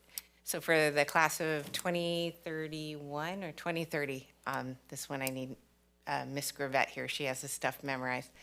Those are the requirements. We're already looking at embedding it and building it with what we currently have. Okay, thank you. And it should be, if you look at our updated policy, it should be listed on the bottom. I believe it's number 8 on the red line version. But again, I could have attached the wrong version. We have so many. No, it's there. It's there on that. Well, it's there on the other document. I was looking at the wrong document, but it's definitely stated the other one. Thank you. Thanks. Okay, Ken? So I just have a comment on the notes, the background information. It says that we've decided to maintain our 250 credit. Is that correct that the state minimum requirement is only 130 credits? Yes. Just pushing them through. So thank you for not lowering ourselves to the state standards and keeping these requirements because 130 is ridiculous. Thank you. Agreed. Shane? No comments. James? This new requirement change, should I word it that way? This new requirement change, I see some dropped, some gained, not by much here or there. Is it safe to assume that our state requirements still aren't anywhere near putting our students on a path to go to a UC or CSU? No, there's a way to navigate this with not being ready for UC or CSU. And that's, that's always a tricky game, right? Because we've done a lot of work and the overwhelming majority of our classes are college prep classes. So that puts you in the game for UC and CSU. But, the big one is typically math. Right. And the CSU and UC requirements for math, while we only have to require 2 years of math per the state, we're requiring 3, but the 3 don't have to fit the UC CSU requirement. Right. So a student can still graduate and not be UC or CSU eligible. They can graduate high school with a D. Yes.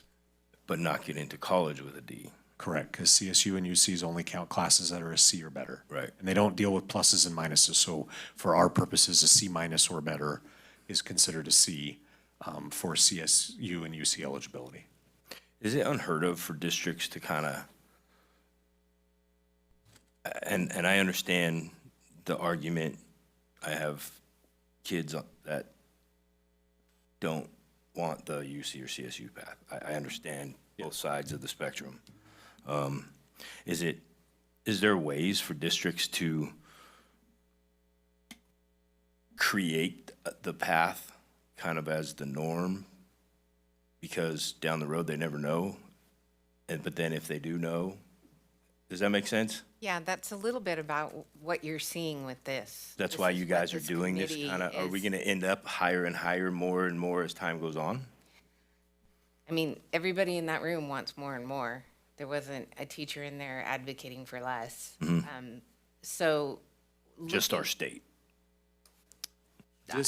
This, let me say it this way. These requirements get them in the ballpark of the CSU UC requirements, and they're gonna have to push a little beyond that to get there, but they're not so far short that all of a sudden they turn around and they realize, I'm nowhere near meeting these requirements, if that makes sense. Correct. And if they were, it was self-inflicted. Well, yeah, Right. there's that. Right. There's a maturity aspect. For sure. With students. There's a lot of freshman and sophomore year regret. Right. I do think there's a lot of what we're doing now with programs that we're looking into, free provided by the state. We're evolving towards a system where starting in junior high, students will create a profile and be able to start to see what it takes for CSU and UC eligibility. And then they'll be able to see, once they start high school and after each semester, be able to, their transcript will then get transferred into that system. So then they'll not only see, am I on track to graduate, they'll see in semester one, am I on track to be CSU and UC eligible? I'm just seeing it more and more where kids, students, I don't like saying kids, students are, like you said, unsure of what they want at the beginning. Yep. But then when they do realize, sometimes it is too late. And then we can put a different column over here for NCAA eligibility, right? You know, I mean, that's totally different and far greater standard, so to speak. So, I just wish that we would, I see we're making progress to do better, but I just wish we would do better. Okay. And I think some of the things we have in the works are addressing that, and I Yeah, think getting updates sure. in subsequent months and years will help kind of navigate that. Because I think the main thing on what we could do more of is showing students. I'm a big proponent for, we got to have as many open doors for them as possible so that they can choose doors, and sometimes students close doors, and they don't Absolutely. realize they've closed them. Absolutely.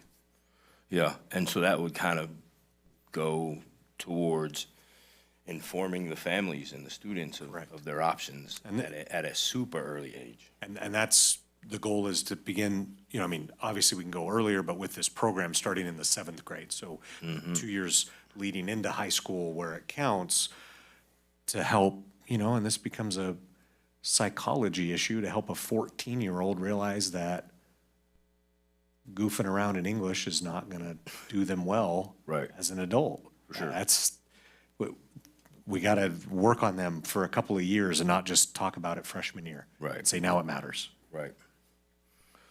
I appreciate the progress.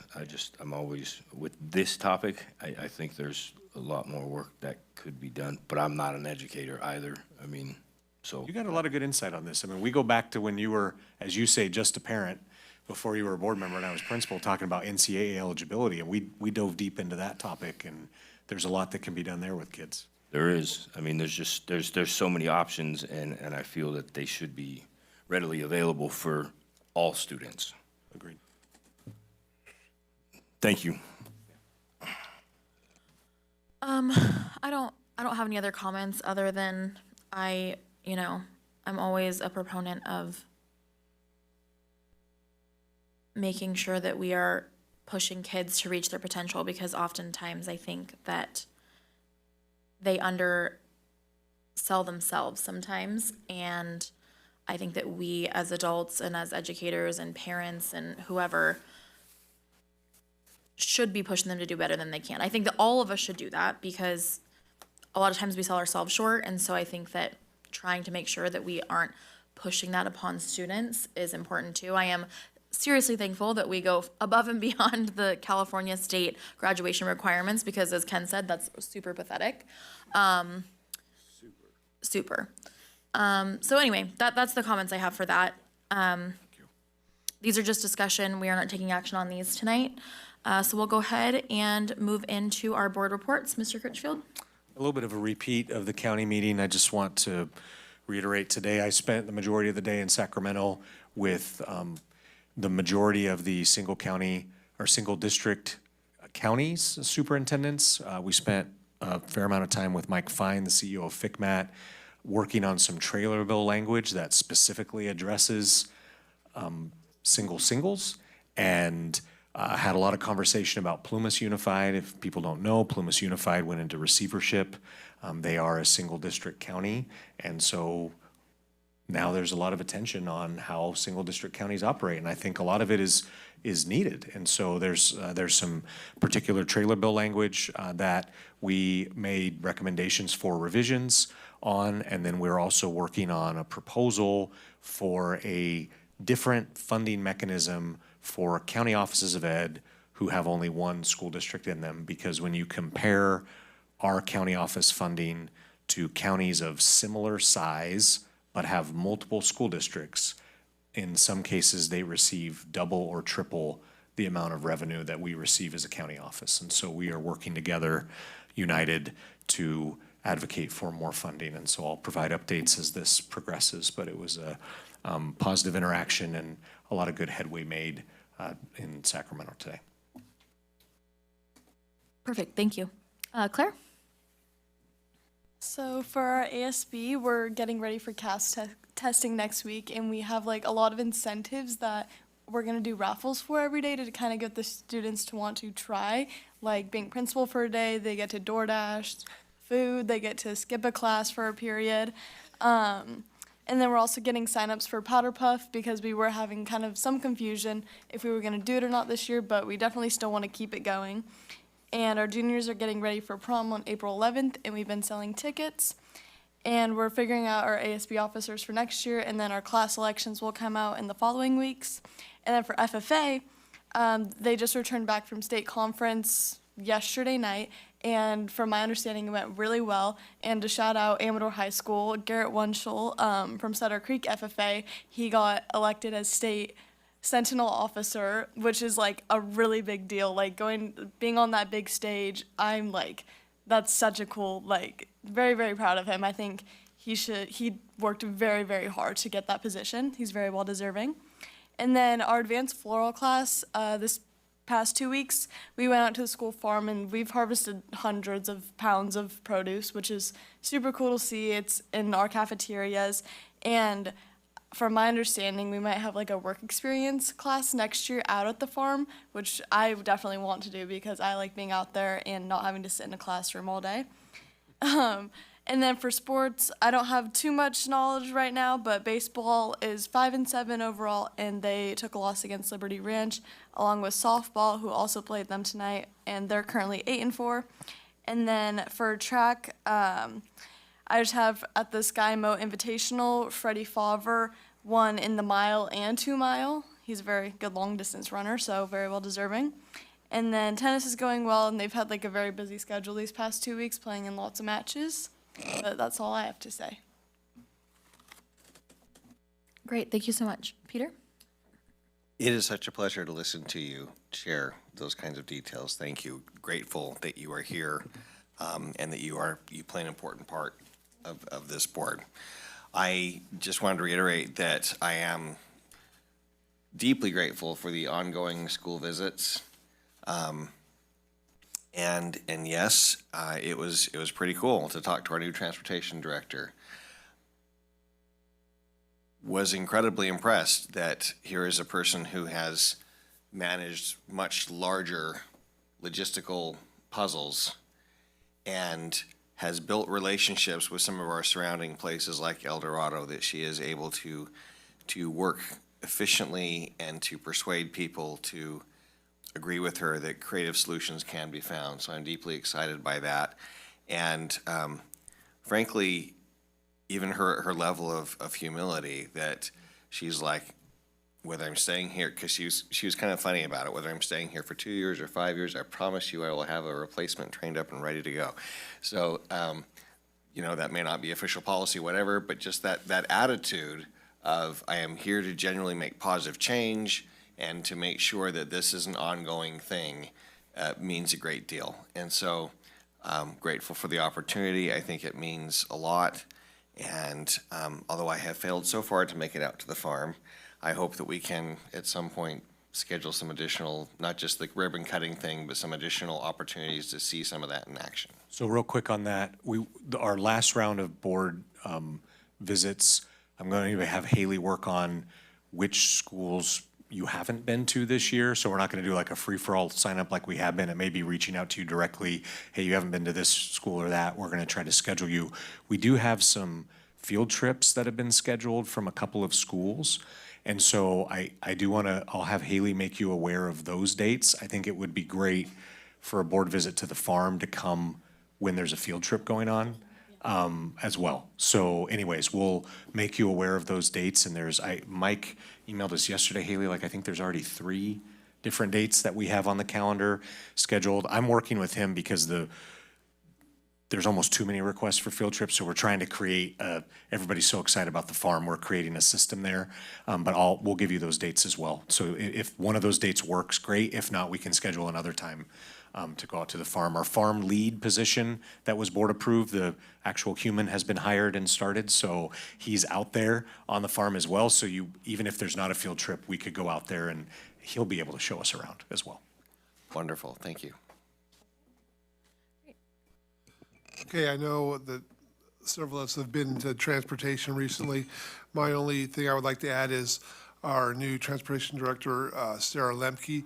The thing I liked the most about her was she was very inclusive, she wanted to share her knowledge with the people that work for her, which is always just a great thing, so that when she does decide to move on, we will be able to possibly hire from within and carry on whatever standard she has set. So I just want to say that her willingness to bring everybody on board and not keep her knowledge a secret, but to share it with her fellow workers is a great thing. Second thing is, I know several of our unions spoke tonight about, hey, can this process be a little bit quicker this time around? I too would like to echo that, and I believe that is in the works. So just remember, I know you spoke about the divide between, the cabinet and the teachers and the other unions is getting wider. I don't believe that. I just think that everybody needs to work on their communication, and I would encourage Jared and your cabinet and the unions to work together and, what's best for everybody. Thirdly, I had the privilege of being invited to the American Association of University Women Symposium this past Saturday. And I thought, I'm a board member, might as well go show up and support the 4 teachers that were involved. And I just want to call them, it was Sinead Clement, the principal at Jackson Junior High. It was Sadie. It was Tara Hanna, our ADVID director, great program. And it was Michael Lynn Angie Lucas, our extensive support needs teacher. And it was a 2-hour symposium, and for 2 hours we got to sit there and hear these women's stories about how they started out right in college, what they wanted to do, and how they ended up in education. And the one takeaway I had is that they all ended up in education because they want to do things for the kids. And, that's where it all starts. And their 4 stories were amazing to me and my wife. We went and we sat there. But I was just, the whole time I was thinking, everybody has the same story. The people that are in education, whether you're in administration, you're a maintenance worker, or you're a teacher, you're all there essentially because you want to help the kids out. And I just wanted to say to you, you're the one here, but I just want to thank you for sharing your story. And I thought that was very enlightful because it was neat to see, especially your progression to get to where you are now. So thank you. Shane? Real short, when I arrived here this evening, I received a letter from Tom McClintock's office for an invite for the school district to participate in the 2026 Congressional Art Competition, nationwide high school art competition sponsored by the Congressional Institute. Not sure why they sent it to me, but I have the information. If I We'll get that to the schools. Yeah. share that with you, so some of our talented art students can get their work out there. Great. James? As the other board members mentioned, I also had an opportunity to visit transportation today. Like I stated in the county meeting, I always wondered why we never saw transportation on boardwalks. And because I opened my mouth, they said, yeah, you can go to transportation, get on a bus at 5 a.m. But this time it was 11 a.m. that I went to transportation, so it was far better than the last time. But it was great. I got to see the fuel tank, got to see the new director. I'm not going to ask you her name because I wrote it down, Miss Lemsky.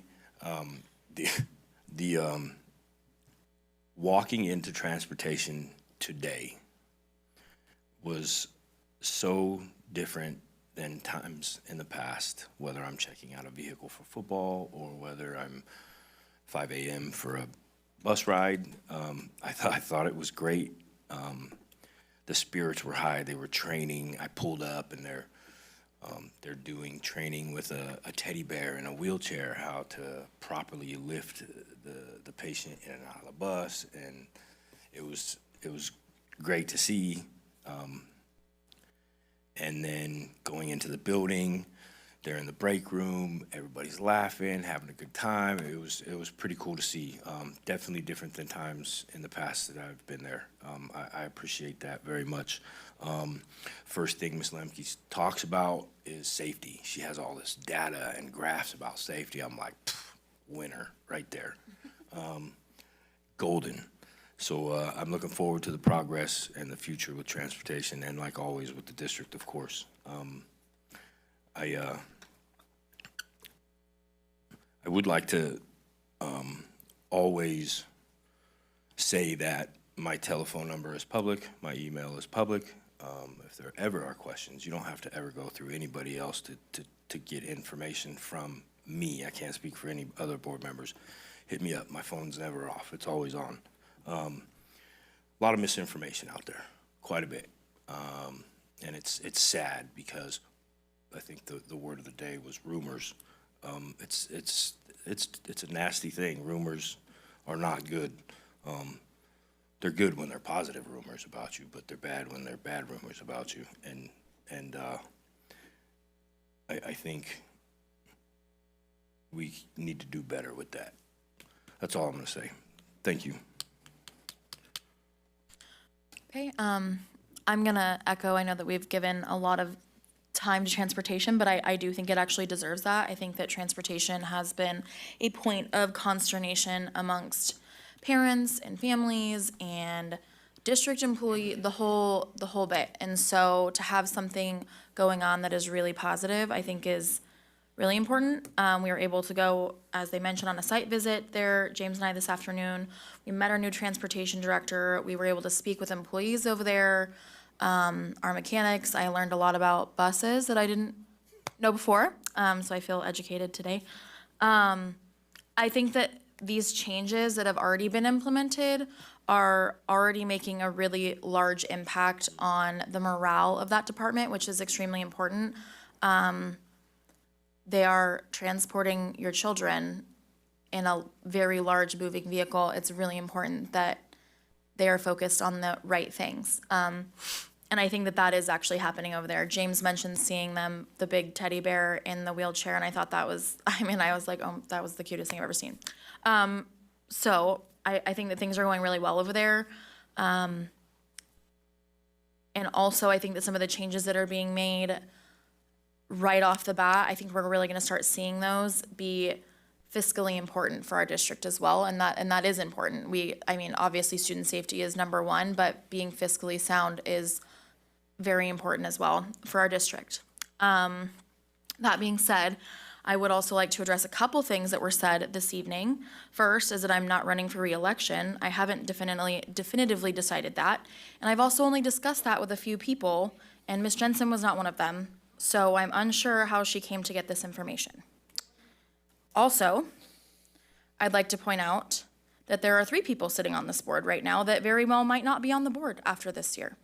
You're up for re-election. And if potentially not being on the board 9 months from now means that we shouldn't be participating in board roles and responsibilities or attempting to get and keep funding and keep this district on a solid footing, then why should we continue doing anything? Not really sure. But as for me, I will continue to fulfill my role on this school board by putting students first in the best way that I know how to, because they're the only people in this room that don't have representation. Anyways, with that, our next meeting is to be held, yeah. So I want to address one more thing. When James mentioned, the ugly word of rumors that came up tonight, I know I can speak for myself, and I think I can speak for my fellow board members. If you hear a rumor, try and address it with us first so we can go to Jared, so it doesn't get aired out in a public forum like this where it's brought up at 7:15 in the meeting, and Jared doesn't have a chance to address it until an hour and a half later. And all those people that were watching the movie might not be now, are under the impression that we didn't do something that they thought we did. That doesn't sit well with me. So hopefully we all can work together on that. We can get you answers. Jared will take our calls and we will get you an answer. So no more rumors. Okay. Our next board meeting is scheduled for April 22nd. Here, open session starts at 7 o'clock and we are adjourned.